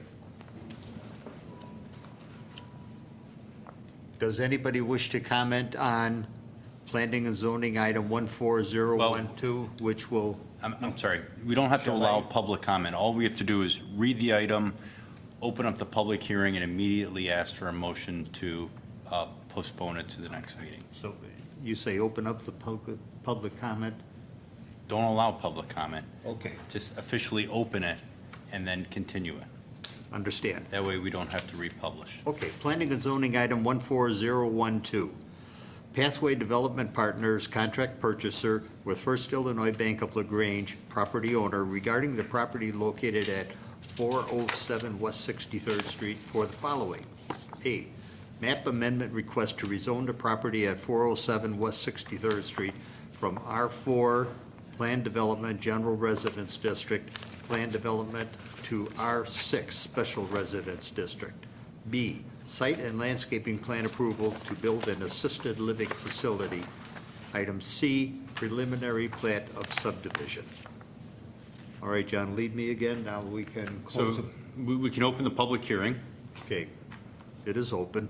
and you can ask for a motion to continue the public hearing to the June Planning and Zoning Commission meeting. Motion to continue this item to the June 11th Planning and Zoning meeting. Motion by Commissioner Pill, seconded by Commissioner Anton. Question on the motion. Roll call, please. Commissioner Van Buren votes yes. Commissioner Anton? Yes. Commissioner Fidesco? Yes. Commissioner Pill? Yes. And Chairman Richard. Yes. I'm always trying to be helpful. Okay, planning and zoning item 14013, Hinsdale Westmont Veterinary Center contractor purchaser with Shiv Cigar, Inc., property owner regarding the property located at 115 East Ogden for the following. A, special use permit request to operate a veterinarian office in the B2 General Business District. Item B, zoning code variance request for a veterinarian office to be located within 100 feet of a residence district. Item C, special use permit request to operate a kennel in the B2 General Business District. Item D, zoning code variance request for a kennel to be located within 100 feet of a residence district. Good evening, gentlemen. Good evening. There's three of us here tonight. I'll introduce myself and let them introduce themselves. My name's Jason Sanderson. I'm with a firm called RWE Management, and we specialize in designing and building animal care facilities. Okay, I believe you gentlemen came in after we were sworn in. Yes, sir. So I swear that any testimony I give this evening shall be the truth, the whole truth, and nothing but the truth, so help me God. I do. I do. Thank you. So, Jill, does it usually jump out of format like that? No, it shouldn't. Let me check. Let me see if this helps. That's better. No signal. It should automatically come up. we also brought 11 by 17 full drawings for you guys, if you guys want a copy of those.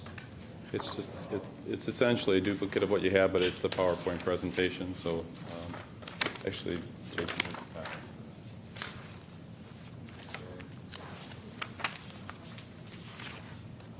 Thanks.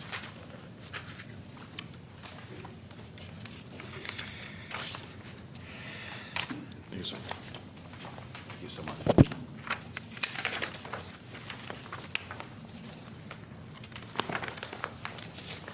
So, She said it's fine on TV, just off on the screen. okay, and it's part of, move on. So we're just we'll go through and give you a kind of a brief background and presentation on what we're proposing, and feel free to ask any questions you have. There's two things that we're I don't know, did I introduce Tony yet? I'm sorry. I'm Tony Kramer. I'm a veterinarian and the owner of Hinsdale Animal Hospital. And Mike Mathis. With Lenny Group Architects. So we're coming, two things that we had to come in before you guys tonight. Obviously, the special use permit request is required for an animal hospital in the B2 district. The second one was asking for a variance on the 100-foot residential setback requirement. And so we'll kind of go through the site and kind of explain why we're asking for the second variance, but the special use is just a requirement. A little bit about the size of the project and what we're proposing. We met with the Economic Committee, Development Committee, and ran through some of these facts as well. This is a little bit different than just a normal veterinary hospital. It's going to offer more services than your standard veterinarian. So with that, we're in a facility similar in size, we have close to 120 people per day coming through that facility. And so when you do the numbers per year, it equals out to about 35,000 visits per year. There's a list of services. Tony will go through those services towards the end of the presentation, but just kind of wanted to give you a little idea of the size and scope of the project that we're proposing. Again, a little bit about us. We've designed and built over 90 animal hospitals in the Chicagoland area alone. We've won awards recognized nationally in a magazine that specializes in veterinary care design. Some things that make our firm a little different than your average builder. Since we have done 90 of them, we've learned a lot of lessons, and we've been in front of a lot of boards, and some of the concerns are all the same. Usually it comes down to noise and odor. So through the building practices, through the design, we've developed some pretty good systems to address those concerns. And we'll go through it a little bit in the next couple slides. I know one of the things that came up through the Economic Development Committee was a concern on waste management, and not only bio-waste, but also animal waste. And so there's two things we'll hopefully we address them, but we'll try to reiterate today. On the medical waste, that's contracted out, that's governed by the state. So it's treated just like human waste. They have a contractor that comes in and removes the waste and haul it off. So it's all taken care of contractually. On the animal waste, there was a concern about how does that get disposed, and it goes through just like normal waste. So whether it's usually contracted with a major waste hauler, and we actually reached out to them based on the comments, and there's really two things we can do. We can increase the amount of pickups per week, and we can, the waste hauler services actually offer, annually they'll switch out the container in whole, so they'll bring us out a brand new container once a year, and periodically they can actually come out there and power wash the container down. So waste management is one of the contractors that we deal with, and those were their two suggestions. They don't have really a sealed container. I think just with the gases and stuff like that, they cannot do that. And want to just make a comment. In all of our facilities, I mean, this has never been an issue, and it's an issue that we wouldn't want. We don't want people to pull up into our parking lot and have an odor problem. That's the farthest thing from what would be good for our business. So in one way, shape, or form, we're going to make sure that's not an issue. And at our other facilities, it hasn't been. Yeah, I mean, honestly, the noise and the odor, as much as a concern for you guys, it's just as much of a concern for us. I mean, the clients that we're appealing to, they expect the animal hospital to look and function just like their hospital, their clinic. So you'll kind of see some of the pictures in the design. That's what we're targeting. We're trying to put in finishes that would replicate a clinic you would go to for yourselves. Just kind of off to the side there, you'll see there's kind of four pictures there, kind of hitting on some of the services we're going after. The first one is the luxury boarding. I know boarding obviously is a big hot word, hot topic. Something we wanted to be really clear about. We're not planning on doing any outdoor boarding. We're not seeking anything for outdoor boarding. Everything will be internalized, and you can kind of see from the picture up on the upper right, we call it luxury boarding. The size of these kennels are larger. They're meant to look more like a room. They're a little more homier. The second picture down is the indoor play area, because naturally people want to say, you're not just putting my pet in a kennel all day, are you? And the answer to that is no. We have indoor play areas so they can get in. It's an indoor kind of arena with artificial turf, and the dogs get to play together and run around. They get wore out and they go back in their little indoor play area and rest. The third slide down there was part of something again that's unique to Tony's, and it's the adoption factor. And Tony will hit on that whole scope of what his adoption services are. And then the fourth picture there is just grooming. Again, the whole philosophy on Tony's model is trying to offer all services under one roof. And so the boarding, the play areas, the adoption, the grooming, it's all meant to fall under one roof, so people, for the convenience factor, can come to one building and get all those services. So, you know, we've done a preliminary floor plan, just to kind of give you guys an idea of how the building will function. There's, in the lighter pink area, you'll see kind of a lobby and waiting area. If you guys don't mind, I'll push the screen. Around here, we have our exam rooms right off the lobby area. Part of the treatment area where they'll do procedures. This area will be where the luxury runs are. And then Sir, if you could you speak into the microphone and perhaps show it on the viewfinder? The home audience cannot hear you. Okay, sorry. So the floor plan starts off around the lobby in the lighter pink color. That's the reception and waiting area. The little bit of a red color will be the exam rooms. The blues are the treatment areas, and that's where they'll do part of their procedures. Working towards the back of the hospital in the yellow, that's the boarding suites area. And then down below the yellow and the green is the indoor play area.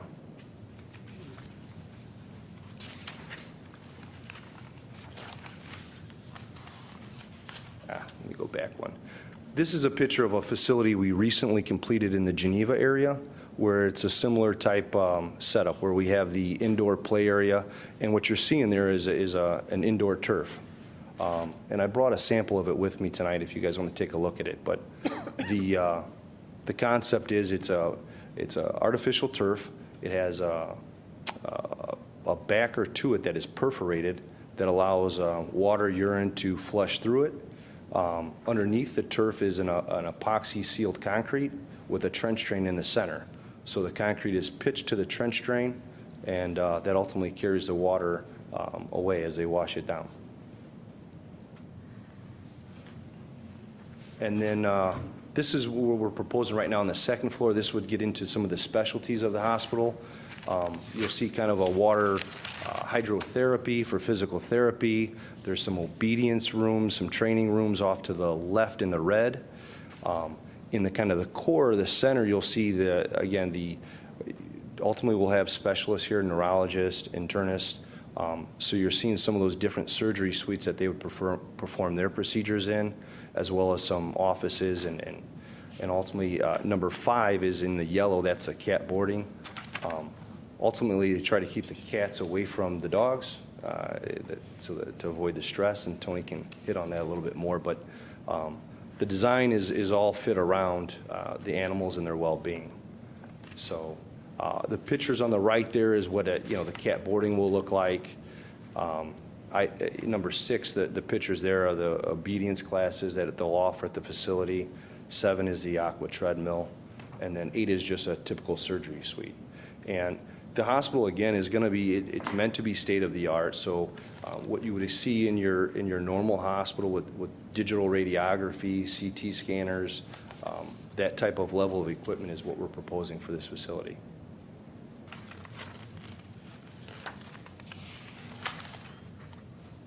Again, Mike Mathis with Linden Group Architects. Just want to run through some quick site context. As you see, this is the overall site context plan that shows the animal hospital positioned next to Pet Supply Plus off of Ogden Avenue between, I think, is it Warwick and Wilmette to the east. This is the existing site plan with the motel next to the Pet Supply Plus. You can see that the hotel is positioned forward of Pet Supply Plus on Ogden Avenue, with the building located right off the property line to the rear. And a photo of what that motel looks like. We're looking at this project as to be a big improvement, obviously, from the use that's currently there, and have a great connection to the adjacent use with the Pet Supply Plus store. We wanted to just give a quick visual looking at, we heard from staff that Porsche had potential plans to expand their lot to increase storage for vehicle sales. And we compared what that expansion would look like compared to the Mercedes across the street, which would be a 3-acre parcel, which, as you can see, that box that extends across the existing furniture resale shop. And you can see it leaves the 100-foot parcel that we're looking at, which really is a great fit for our use. I know as part of the comp plan, this overall block was looked at as a overall redevelopment plan. But as Pet Supply Plus came in, I think the realization of trying to pull all these together in one, so facilitating an entrance for the majority of the parking. A couple, just to highlight on the variance, our building is 86 feet from the rear property, and the ordinance calls for 100 feet from residential. And you can see the house is located on the site plan as we're 194 feet from the actual structure. One of the reasons that we're looking at reducing that 100 feet to 86 feet is we feel it's imperative that all of our pet facilities are indoors. Jason mentioned the indoor play area. That is meant to take the place of an outdoor play area, so there will be no outdoor play facilities, no outdoor dog areas at all on this site. The turf that Jason mentioned is made, to take care of the urine waste goes down to the drain and any solids are picked up. But in order to do that and accommodate that within the program, it pushed the building out to allow for that large play space. We do feel, though, with the way that the current residential property is situated, we're not looking at, residential lots that are all backed up to our property. It's the residential lot is perpendicular orientation, so we're actually facing towards their backyard, and we would provide, fence screening as required by the zoning ordinance. Just to give you a quick snapshot of what the existing motel and how it sits, those two buildings would be removed. We're removing a structure that's right on the property line, and also eliminating some of the problems they may have from some of the patrons at the motel. I know we're going to be coming back for the site plan review, but we just wanted to show a quick snapshot of landscaping. We're looking at a pretty robust landscape plan, introducing 10 additional shade trees to the site. Tony's really committed to making the site look green and beautiful. The architecture, we're taking cues from what's going on in the new projects on Ogden Avenue, looking at the Walgreens and also the Auto Mile District, looking at a modern architecture that is reminiscent less of what you'd consider a pet hospital and more of what you'd see on a human health facility. So that architecture, a few views of it here, is highlighted with a glass facade, some metal paneling, a brick along the whole bottom, and some accents of stone. So you see we have a fin of stone here, and I did bring a material board that's situated in front of me you can take a look at. We're looking at this is going to be a full natural stone wall. There'll be a canopy that highlights the entrance, both the Ogden-facing entrance and the parking-facing entrance. And then brick will wrap around the rear of the property and then also along the face of the building facing the pet store. There's just a 2D elevation of the Ogden face and the face that's facing the Porsche dealership. Then I'd like to hand it over to Tony to kind of go over his business. Thanks so much for your time. A couple things, I guess, from the technical standpoint of the variance, I understand why municipalities seek that special use for veterinary hospitals. If you look at the majority of what we consider to be veterinary hospitals or boarding facilities, I think that's a very important thing to do so that those things get reviewed. This facility is so different from what the normal veterinary hospital is like and I can tell you a little bit about that. The background, if you don't know, my background, I'm a veterinarian. I graduated from the University of Illinois. I also have a degree broadcasting degree from the Illinois Center for Broadcasting in Chicago. Right now I have 6 animal hospitals in the Chicago area as well as Columbus, Ohio. And today the focus is on the Hinsdale Animal Hospital and our goal to move that hospital into the future. We purchased that hospital around 07, 08, just at the time that the economy took a dive. And through the recession, we were able to take a business that was basically close to bankruptcy to basically doubling the gross revenue that was there. But we have outgrown a 70-year-old facility. And if anyone knows that site, it's a very, very old property and a non-conforming use. And for us to do anything there really can only be minimal. And so we've looked at sites in Hinsdale and Clarendon Hills and Westmont. and tried to put our head together because it's the most major project that I've ever done. We're looking at something in the neighborhood of a $6 million deal, and property that is $1.5 million for, approximately an acre of property. So it's a big deal for me, and we want it in the right place. And as we looked at those other sites in Hinsdale and Clarendon Hills and even others in the Westmont area, we just don't get the feel that we do for this site. It just, from an economic or from a community development standpoint, it just is a perfect fit. We're 2 miles from our other location, and so our fear of moving and losing our clients is alleviated because we're still close. We can bring those clients from Oak Brook and Hinsdale and LaGrange to Westmont to follow us there. We still have Ogden Avenue with a 10 million traffic count a year. I think we're going to replace a business that probably, it's safe to say, has probably seen better days. And then finally, the complementary business next door to us, it really excites me, the fact that we've talked to the owners there. They're very interested in a synergistic relationship, and I think that we will drive business to each other. And we've thought of many ways of doing that, with the possibility of having pagers, and like you get at a restaurant, and while people wait for pets to have x-rays or procedures, that they can go next door and shop, and we'll give them a little page after they've filled their shopping cart up and get them to come back. So so that's kind of what my goal is in trying to find that place. And I look at this site, and it just I think it's just perfect. In the grand scheme of some other things, we have some other slides we can pop to.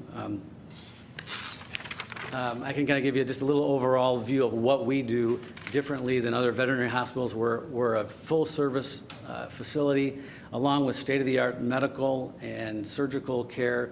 We do luxury boarding, professional grooming and bathing. We have daycare for pets. We have obedience trainers that do puppy obedience classes all the way up to agility and adult training, adult pet training. And then something very close to our heart is our aspect of pet adoption. We, as an organization, have a charitable arm of our practices that is a non-for-profit 501c3 that has found homes for over 10,000 dogs and cats so far. And we operate this out of all of our animal hospitals, and as we move on and have nicer facilities, the adoption area gets to be a bigger and more prominent part of those facilities. This is the last hospital that those animals that we take in, and then we have students that come in from veterinary schools all over the country that do the spays and neuters and surgeries and learn shelter medicine.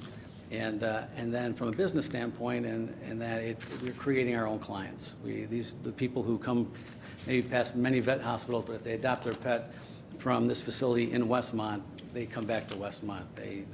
They feel the connection that we both played a part in saving that animal's life, and it's just been a big part of our philosophy. Along with all those other things that we talked about as far as the ancillary services and that, people are, I would say, expecting a level of care for pets much higher now than they did even 10, 15 years ago. And even for things like boarding and grooming, having a veterinarian on staff the entire time that pet is away from their home is very important to people. And it's something that has helped us do a better job at taking care of pets, having them come through the veterinary office multiple times a year versus that once-a-year visit to the typical veterinarian. And then one thing I also will mention is that I'm very into the media. I did some segments for NBC TV for 10 years. I have a talk show on Tuesday mornings. It's a pet-related AM talk show, AM radio talk show. And over the course of time of working with the media, my goal really was to get the message out of responsible pet care. And the backside of that, the unseen bonus, is the fact that we've become veterinary hospital, a group that has gotten a lot of credibility in the public's eye, and people travel to our practices because of what they've seen on TV. And after having that stint with NBC, I did a lot of work and am on WGN in the mornings once a month. And I've been on Good Morning America as a veterinary expert for a few different things. And so it's something it's been something as a hobby of mine, but it's also been something that I find really brings just maybe awareness and notoriety and credibility to the municipality where we do have the hospitals. And these media outlets, you know, it's not always great when you see your town on the news. Most of the time, based on the way the news media is, 90% of the stuff is negative. It's really nice to have that feel-good story at the end of the news that says this or that about a life saved or animal adopted, and it was in Westmont. From the standpoint of the adoptions right now, people who are looking to do the right thing and adopt a pet leave Westmont. They go to Hinsdale Humane Society, or they go to the Humane Society in Downers Grove. I would like to see that be something and do an amazing job at doing that and have those people coming to Westmont for that. Same with medical care. I'd love to see them coming from these surrounding communities, you know, to the town of Westmont. And I think maybe, unless I'm missing something that you guys, I would just say that we just want to, you know, I guess drive home the fact that this synergistic relationship with the next door neighbor is something that I think is super important. I think it just makes a lot of sense. We have a letter here in the packet that is from the owner of Pet Supplies Plus, and you can take a look at it at your own convenience, but she basically states a few things about the current business that's next door and some undesirable characters that are surrounding her business, and things about drug paraphernalia that she's found behind her business, and she very much welcomes having a new neighbor. I think that's it. I certainly would be glad to answer any questions about any specific things that you're interested in. Okay. Jill, I was going to ask you, I lost my train of thought now. I'm getting old. Okay, Either staff comments or public comment. we're going to the public right now, but I had a specific question for Jill. How about the public comment? Will anybody speak on this issue? Nobody? I can speak very quickly.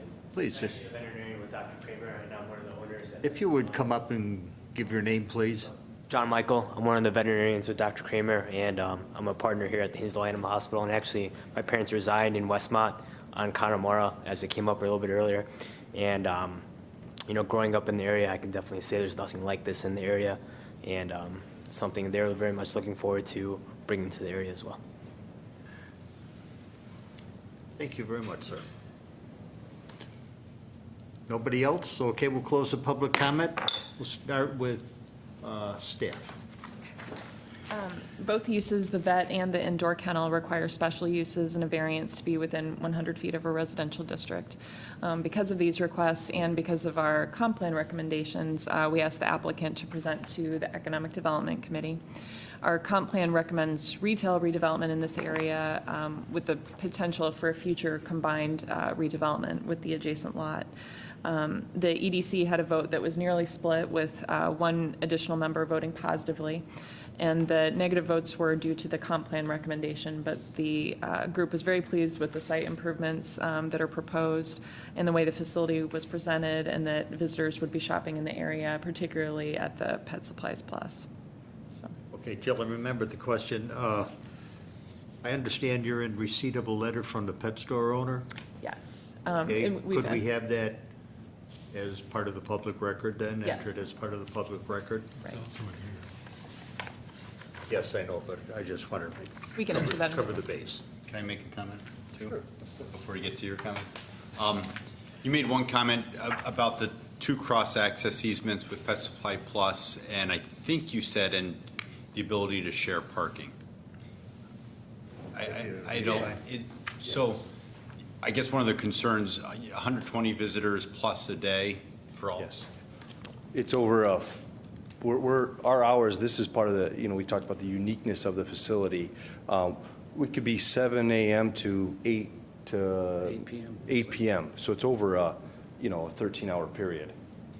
If you're going to share parking with the neighboring facility, of course, you'd have to have their permission to share parking. Just because you have a cross-access agreement doesn't mean you get to share their parking. We don't facility. necessarily want theirs. It was more, they were wanting ours. I think there's been an issue on Saturdays within their facility, and them wanting to have maybe some overflow parking, actually. So as part of this agreement, and it's all preliminary discussions with Virginia, who was the owner, just saying, yeah, we think this would be great, cross easement, and shared parking is not something we have to have. I'll say that. Well, yeah, and I'm not even really sure I want that. I mean, Yeah. I think we adequately have set our building up for the parking that we need, but I just think the cross-access easement is going to promote basically someone who's parked in front of Pet Supplies Plus, or in front of us, may walk over to the other place, and I can Right, see the that. cross-access agreement, I know staff wants, it makes complete sense, no problem with that. It's just the parking requirements, our zoning ordinance requires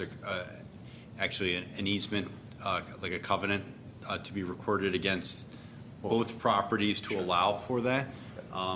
Because without that, you might want to see how your business goes. You may not want the neighbor parking on your site, and she ultimately might not want you parking on their site. Something you'll have to monitor. If you do end up sharing facilities, the code requires you record a covenant. Sure. Okay. And like I said, I don't think that's the goal. I just think until the business grows to a point, I don't think we're going to mind each other doing that. It's from the preliminary discussion with her. It's a little romantic at this point, let's say that. And then the drain below the indoor play area is connected to the sanitary sewer, I assume? That's correct. That's correct. Treated just like, Human waste. yep. And it all meets the Illinois Plumbing Code. Will meet every standard. Thank you. Okay, we'll start with Commissioner Pill. Thank you. As a voting member of the EDC, and also as someone who sat on the plan committee for the comprehensive plan, I supported this at the EDC meeting because I feel that this is a perfect use of that property, particularly with Pet Supplies Plus next to it. This is high-end, which is in keeping with what we're trying to develop on the Ogden Avenue corridor. And this is going to bring a lot of people who are going to end up doing additional and peripheral shopping and things like going to the Jewel, Standard Market, and things like that. So I think it's going to help with sales tax revenue in that standpoint, and it's also going to go ahead and complement an existing business. And from my knowledge of where the other properties stand on that block, I don't think there's going to be anything developing in the very near future. And this property has had a for sale sign on it for some time now. At least I would think 2 years, maybe longer than that. I've driven by that sign on a daily basis. So I've already reviewed the plans. I like what I see. I like the architectural aspects of the building, and I think it's a first-class enhancement to what we have and to what already exists on Ogden Avenue. I'm strongly in favor of this. Thank you. Commissioner Anton? I also like the plan. I unfortunately lost my dog of 14 years on Saturday, and I brought her out to, I believe it's VCA in Aurora. I had to go there because my vet in Downers Grove didn't have the proper stuff to really look at her. She had a big liver and all this other stuff and fluid and everything. So anyway, we need someone who can do everything, because I had to run out there. I mean, I'm sorry for your loss, but I also bet it was pretty expensive. Yeah. That's why I avoided the one in Downers Grove over there, emergency one. Kind of avoided them and went around, I mean, I think that, to be honest, and a big thing that's made us a success is that we are very reasonably priced. At our other facility in Plainsville, we're open 24 hours a day and provide emergency care there. And right now, we refer our other hospitals at night to that facility. But that's what I hear from many people, that for a lot of things, high-end orthopedic work and things like that, we see a lot of patients, but we also, at the same time, are able to deliver that high-end quality care at a very reasonable price.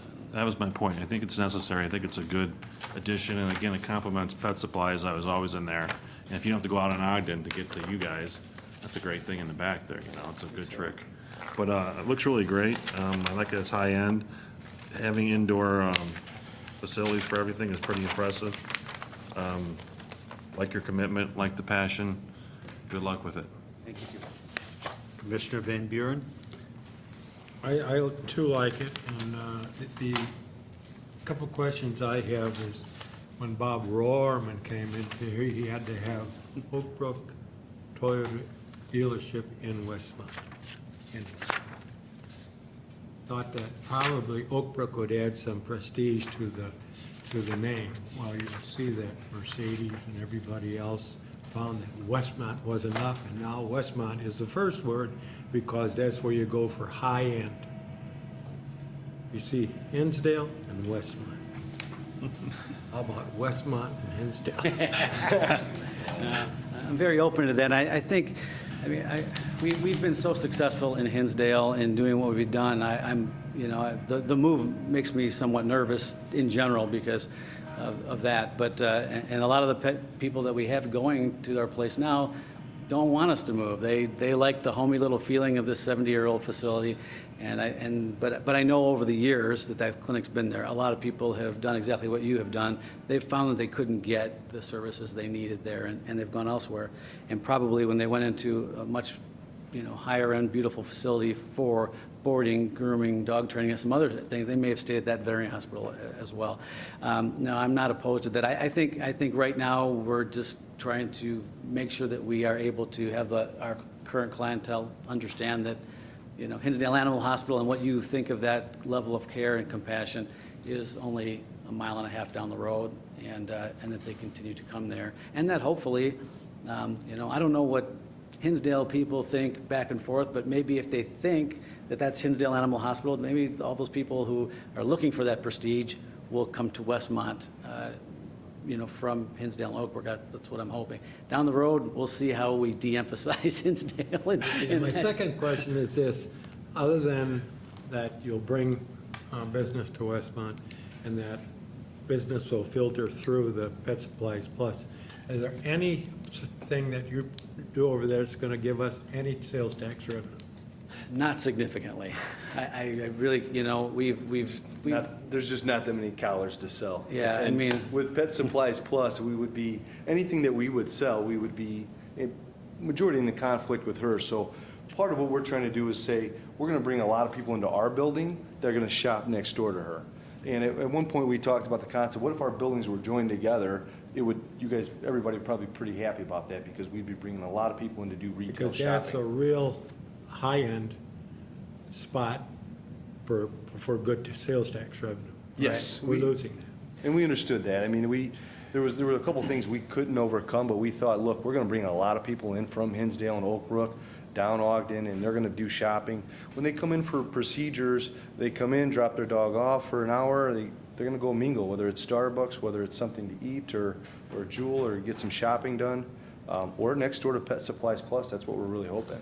So we think there'll be an indirect benefit to Westmont. Okay, that's all I have.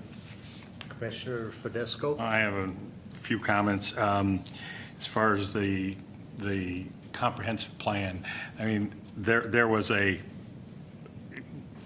wish, basically, on the part of the people who did the plan that they combine these properties into one development. However, since that, we have the Pets Plus, which is a nice facility. Right. And this is a beautiful facility, and it's high-end. It'll complement that business, and it, like has been said, will definitely bring in traffic, and I can see the same clientele going a block and a half over to Standard Market, do some shopping. If they haven't already visited that store, they will, and that's a great facility.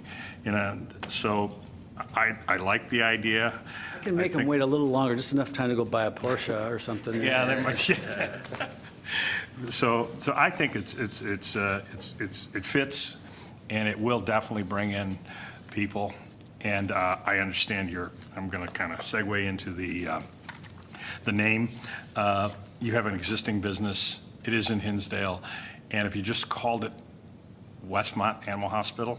I think right off the bat, what'll happen is you may lose some of those customers, but if you keep the name Hinsdale in there for a while, and like I said, for a while, you know,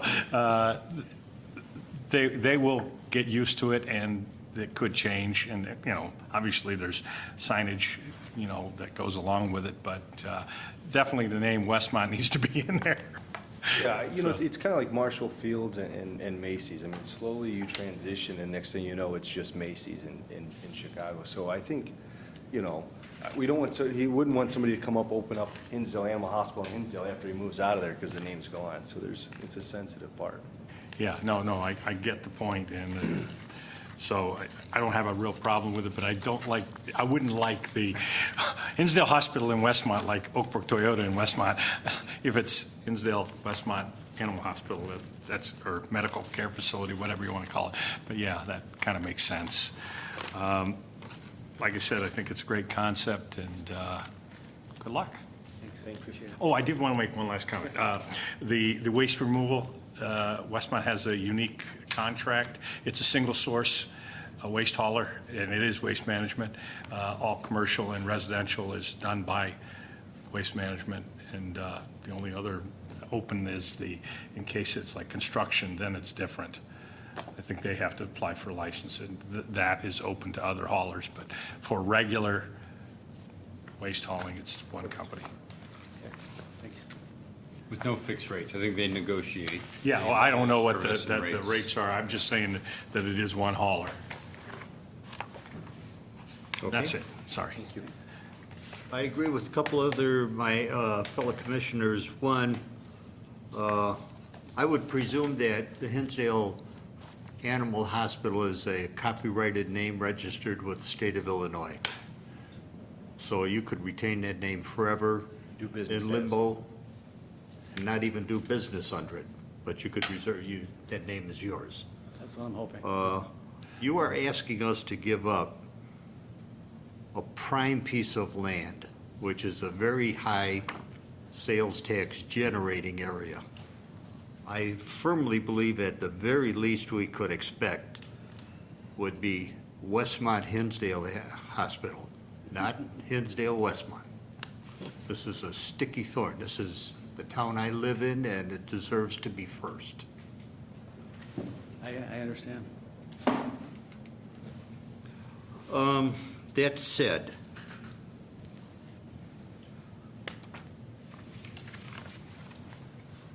Mr. Kramer, are you the owner of this Hinsdale Animal Hospital? I am. I also have other partners involved. Okay. Will you be on site managing this, or will there be a remote someone else that's going to manage it, or what? Right now I have 30 veterinarians that work for me, and so along with my other partners, we'll be sharing that duty. So, but you'll probably have a property manager in charge of the property itself then? Well, right now in Plainfield, we have an administrative office that does the majority of, I guess, admin things for all of our hospitals, from the standpoint of human resources to snow removal and things like, waste management. So our on-site veterinarians and partners are concentrating, on seeing patients and whatnot. And so from that standpoint, I'm at all of our hospitals at times, but we definitely will have, an owner, manager, veterinarian, and an administrator on site that deals with all the non-medical issues, and we've got that part pretty much figured out. I see, okay. And the work that you're presuming to do in this new facility, do you already do that work in Hinsdale? Will you be increasing the scope of work of what you're doing? Tremendously. Tremendous, okay. Now compared to our other facilities, we do most of this in other facilities that are more substantial, larger, newer, and whatnot. But our facility right now is probably what keeps us from doing some of the things that It's just that you're limited. Exactly. Okay. You alluded to the fact that you're going to have animal waste containers, sealed containers? No, we talked to Waste Management because it was something that came up in the Economic Development Committee meeting. They don't have sealed containers for the waste that. So there'll be no storage of animal waste in any container whatsoever? Everything will be through the sanitary districts? No. Solids will be picked up, bagged up, tied up, sealed off, put into a 2 or 3 yard dumpster container that has a lid on top of it. Okay, is that what you say gets washed out every so often? Yeah, when we talked to Waste Management, because it was a concern, they said, here's 2 things we could do. We can switch the container out annually, bring you a brand-new container, and periodically, we can come out there and power wash it after we empty it. Can I make a suggestion? Have them switch out with a brand-new container? Because if they're gonna power wash this container, and if there's any refuse in it, they're gonna power wash it outside in your parking lot. Exactly. And it's gonna go down a storm drain, and you're gonna have an odor. And this has not been a problem. All the feces and everything is put in the I garbage can bags. understand, but Yeah. accidents happen. No, Sure. Yep.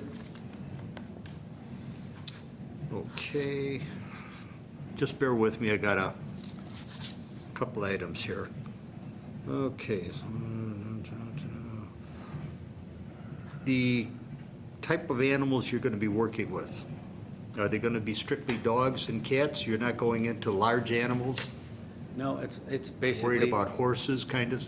It's Well, funny, but some of those Great Danes are pretty big, so, but it's strictly dogs and cats. It's pets is what it is, so. They call it small animal. So there's no horses, but there could be exotic birds. You could see birds over there, but nothing of large. Not farm animals. No, it's not Ferrets? farm animal. They consider small animal. And ferrets at all? Sure. Pigs have Vietnamese, people have Vietnamese pigs as Not so pets, much so anymore. Now we have seen those, but I mean, it's it's once every 2 or 3 Strictly years. small animals, Yes. that's all I care about. Okay, that's good. Now, I do have one other small problem. I'm looking at a footprint of your building here. And first floor, second floor, under this A1, Yes, sir. so I would presume that the foundation would be the same. You're showing the first floor and the second floor lining up vertically. The south end of the second floor is equal to the south end of the first floor. One's above the other. That is, yeah, there's some cantilevers to the building, but for the most part, they line up over each Okay, other. now you got a cantilever here. Yes, sir. Aha. Couple different. There's some areas where we're just 1 story, and then there's some areas where we're 2 story hanging over 1 story. And it's all just architectural depth that we're trying to create some interest with the building, given different levels, some in and outs, so it's not just a box. Okay, so this cantilever right here, Yeah.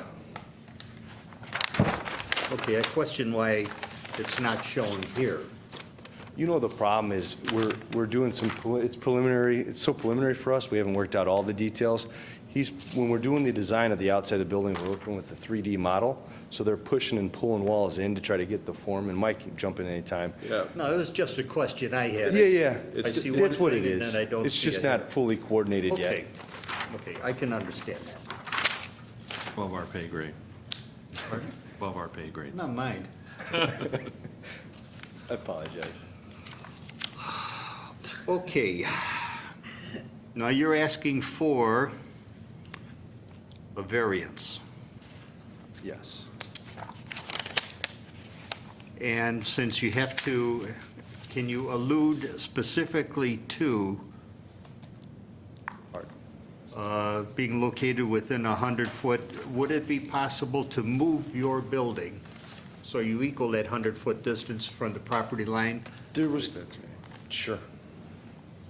Address that question for me so we can, Yeah, we'll go, Mike will jump in on it. Can we get the projector back up? That's coming. All right, so from the floor plan, what we basically have is that indoor play area that's located here. We thought it's pretty important to keep the lines of the building from Pet Supply and our building lined up along Ogden Avenue, both for the cross easement and just for that elevation consistency. So as we program this first floor of the building with our boarding area and our indoor play area, which is right here, it really pushed the building, within that 100 feet. So we would actually have to eliminate first floor program in order to pull the building upwards.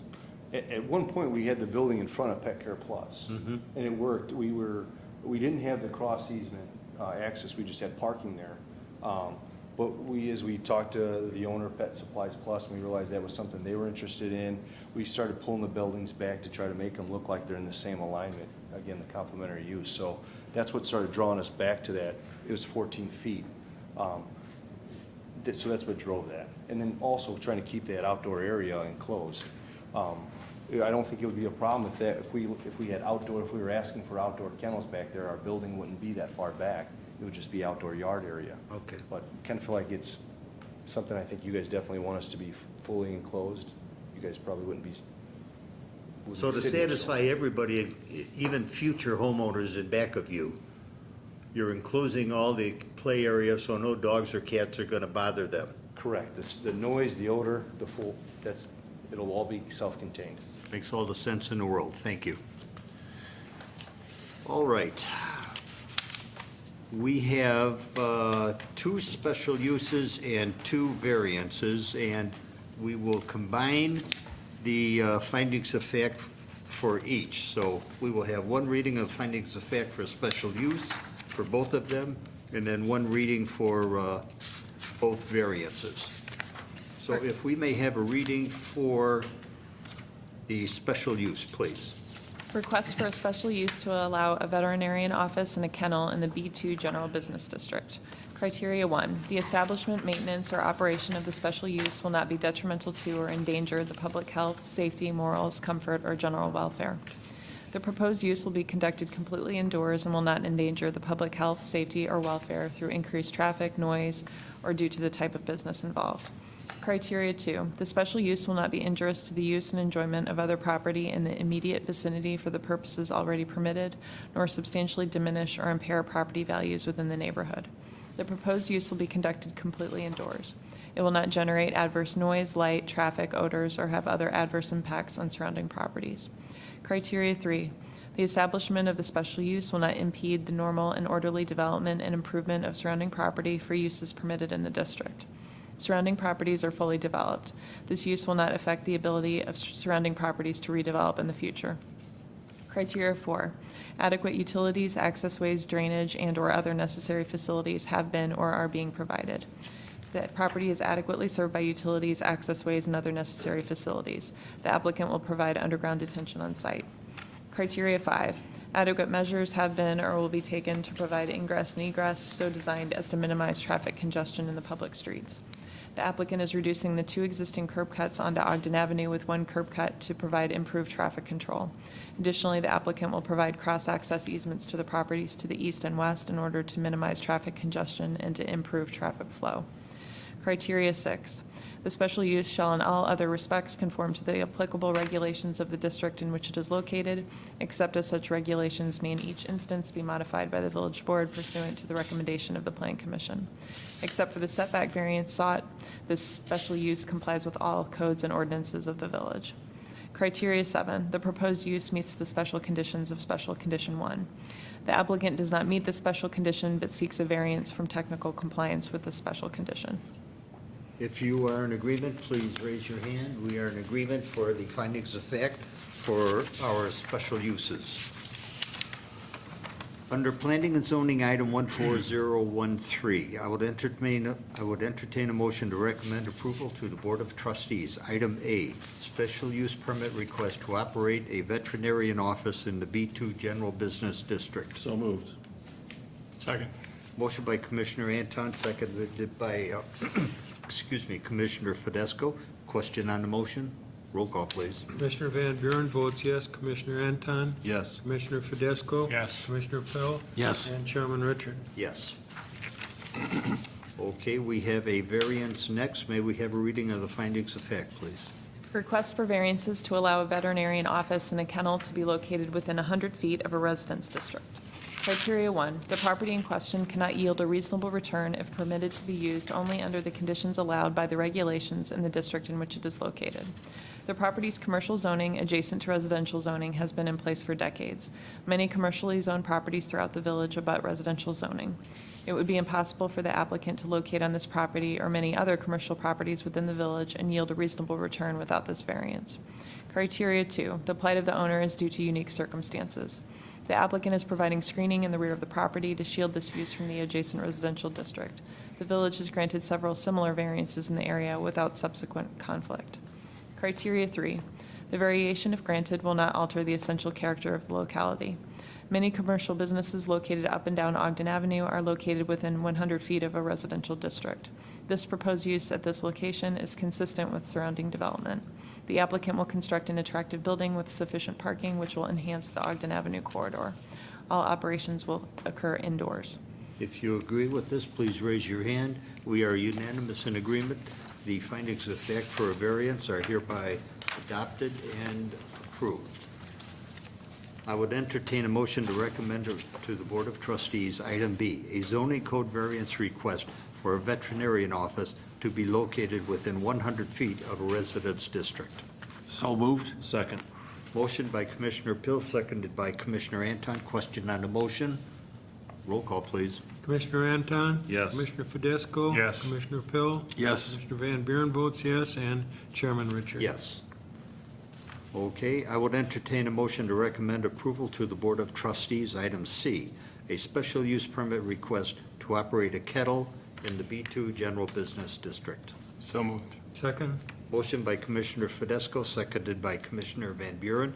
Question on the motion? Roll call, please. Commissioner Fidesco? Yes. Commissioner Pill? Yes. Commissioner Van Buren votes yes. Commissioner Anton? Yes. Chairman Richard? Yes. I would entertain a motion to recommend approval to the Board of Trustees, item D, a zoning code variance request for a kennel to be located within 100 feet of a residence district. So moved. Second. Motion by Commissioner Anton, seconded by Commissioner Pill. Question on the motion? Roll call, please. Commissioner Pill? Yes. Commissioner Van Buren votes yes. Commissioner Anton? Yes. Commissioner Fidesco? Yes. Chairman Richard? Yes. All right, gentlemen, you have our recommendation, and I'd just like to compliment you on the quality of your presentation. I thought it was excellent. And just a note too, Chairman, that the applicants will be coming back in June for final site plan review as well. Look forward to that. Okay. Appreciate it.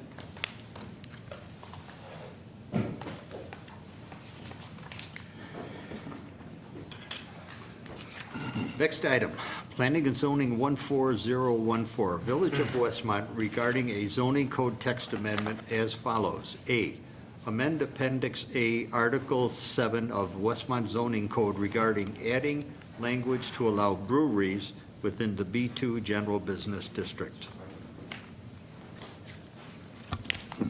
Staff? Thank you, Mr. Chairman. The village was recently approached by a local retailer to have a microbrewery become part of their operations as an ancillary use to food and restaurant sales. In the B2 district, you are allowed to have some production ancillary to the overall use. But because of the associated deliveries in and out, potential noise and odor, potential traffic concerns, staff is recommending that we adopt a text amendment to allow breweries and microbreweries as an ancillary use in the B2 district with a special use. We've looked up several of the adjoining villages like Downers Grove, Bolingbrook, Schaumburg, Lisle, and everybody seems to treat them very differently. We thought with a special use, it would enable us to notify the neighbors that this type of operation would be, coming nearby, and the commission would be able to add additional conditions when they feel it was appropriate. So, Thank you.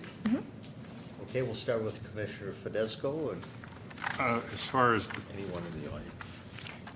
Oh, I'm sorry. You're absolutely correct. Anybody from the public who wishes to speak, forever hold your peace. Waited all night. Public comment be closed. Commissioner Commissioner Fidesco. Yeah, I agree with the staff. I believe that it does fit, and giving us the ability to have a special use, that gives us all that. If we need to have a restriction, we'll have that timing, and we can do that. But, to leave it as it is just doesn't make sense.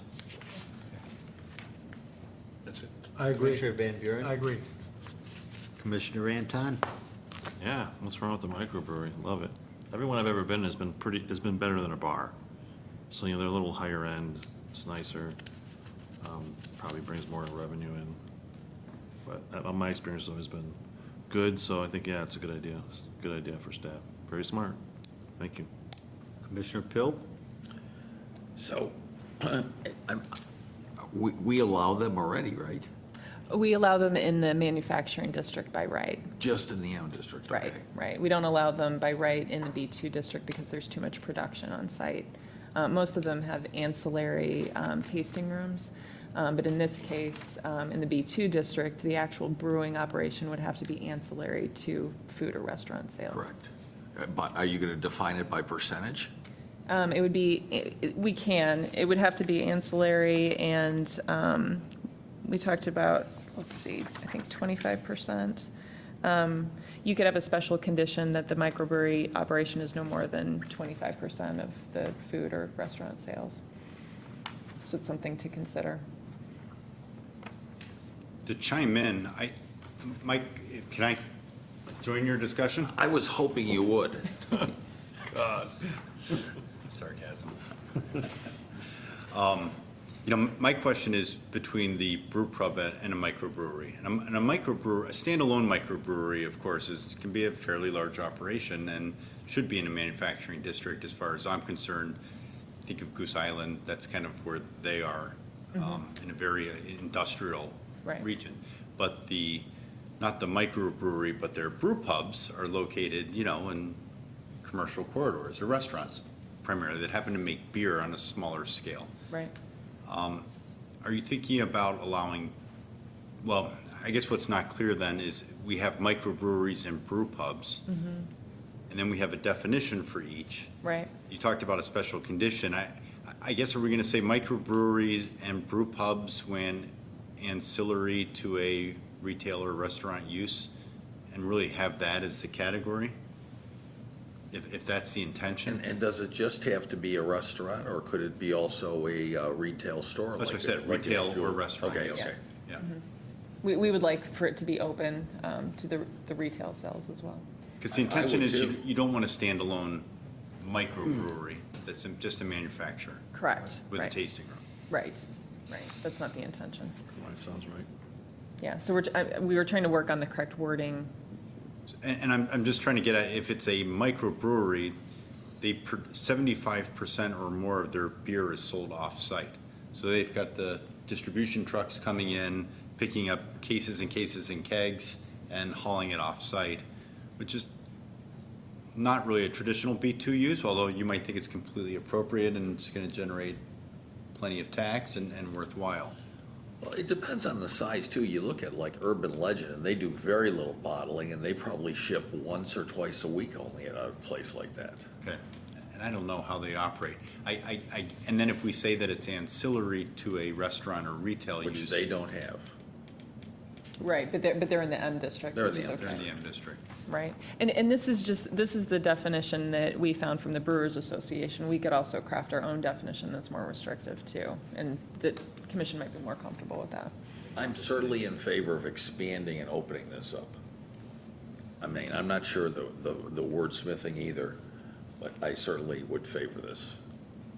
I think that's a trend, and it's gaining traction, and we're going to see it all around us. And I like to be right on top of the cutting edge and leading this.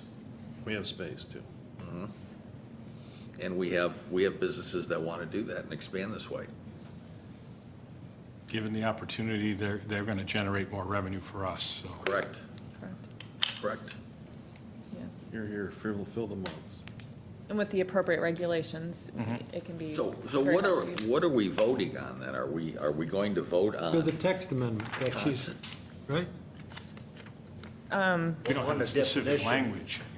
Yeah, our recommendation is to, is for the commission to have a recommendation to create a text amendment to allow microbreweries or brew pubs in the B2 general business district with a special use. And then we could work with John to craft that specific language. If there's anything additional that you all would like for us to include, we can do that. And do we also have to, in a recommendation, delineate what constitutes a brew pub and a microbrewery? These are potential definitions that we can include. If you're comfortable with those, we can include them, or we could make them more or less restrictive. Now, you're talking about microbrewery is 15,000 barrels a year. That comes out to 1,250 barrels a month.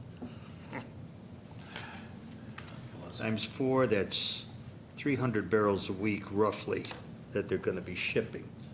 That's the maximum. That would be the maximum, but that really is not such a terrible number. And most places don't come near that. It takes years to ramp up to that. But I mean, so that may mitigate the idea of the traffic in the B2 business Yeah, district. I don't think you're gonna see any. I don't think that would be that terrible. And keep in mind, too, that this is also required to be ancillary to a larger business within the B2, so it automatically Correct. makes it smaller. Right, right. And I think that's the key, is just trying to figure out what ancillary means. Is it, as you suggest here, perhaps it's no more than 25% of the food, retail, or restaurant sales? Or is less than 50% more appropriate? I don't have an answer for that. Right. I would think that if you have a microbrewery restaurant combination, your biggest investment would be in your brewing. And that 50% would not be unreasonable Yeah, in view of what you're really having to put into this. That sounds like a pretty good number to me too, Wally. You're gonna have a tremendous investment in the brew vessels. Everything's gotta be stainless, food grade. Except a lot of space. And it's gonna take up a certain amount of space too, yes. But are we going more after tonight than just the concept of opening it up into B2? And then you'll craft the language and or are you asking us to craft the language here and now?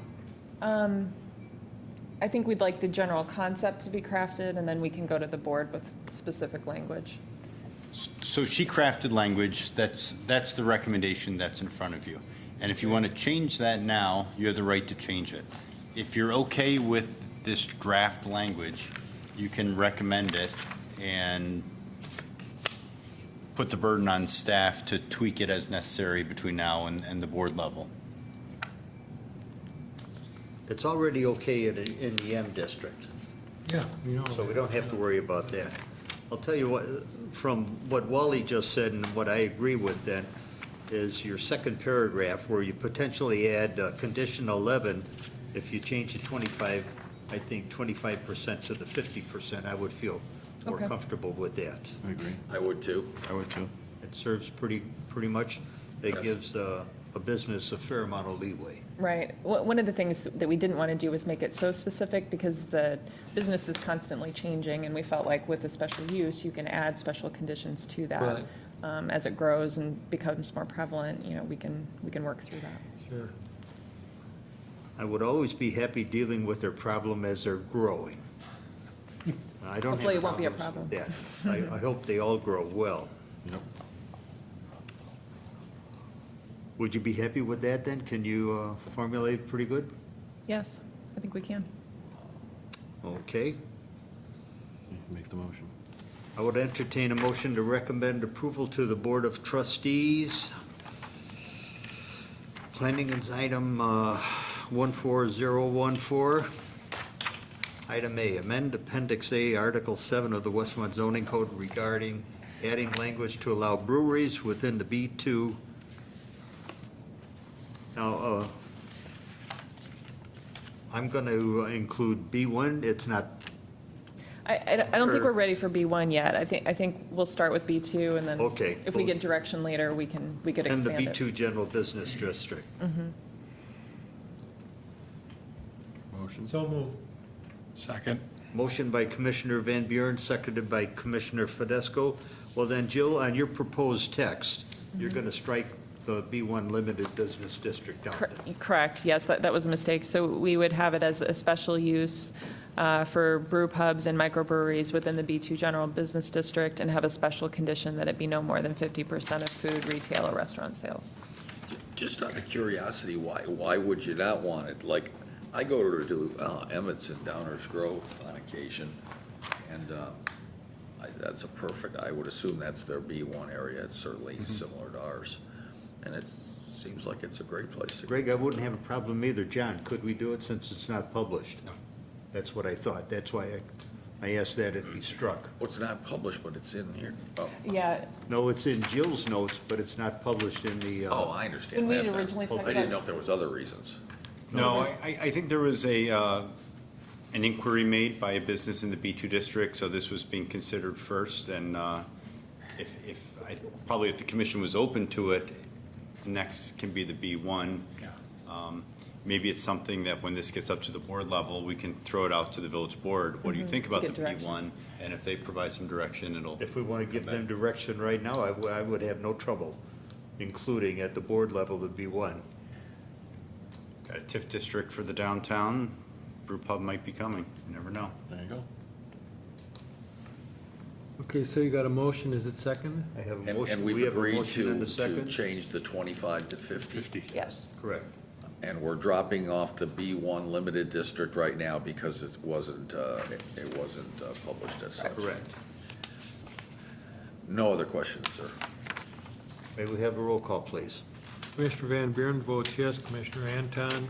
Yes to beer. Commissioner Fidesco? Yes. Commissioner Pill? Yes. Chairman Richard? Yes. All right, Jill, you have our recommendation. Thank you. Any further board comments? Any business? See you all at the Red, White, and Barbecue. Motion to adjourn. So moved. Second. Motion by Commissioner Anton, seconded by Commissioner Pill. All in favor, say aye. Aye. We are adjourned.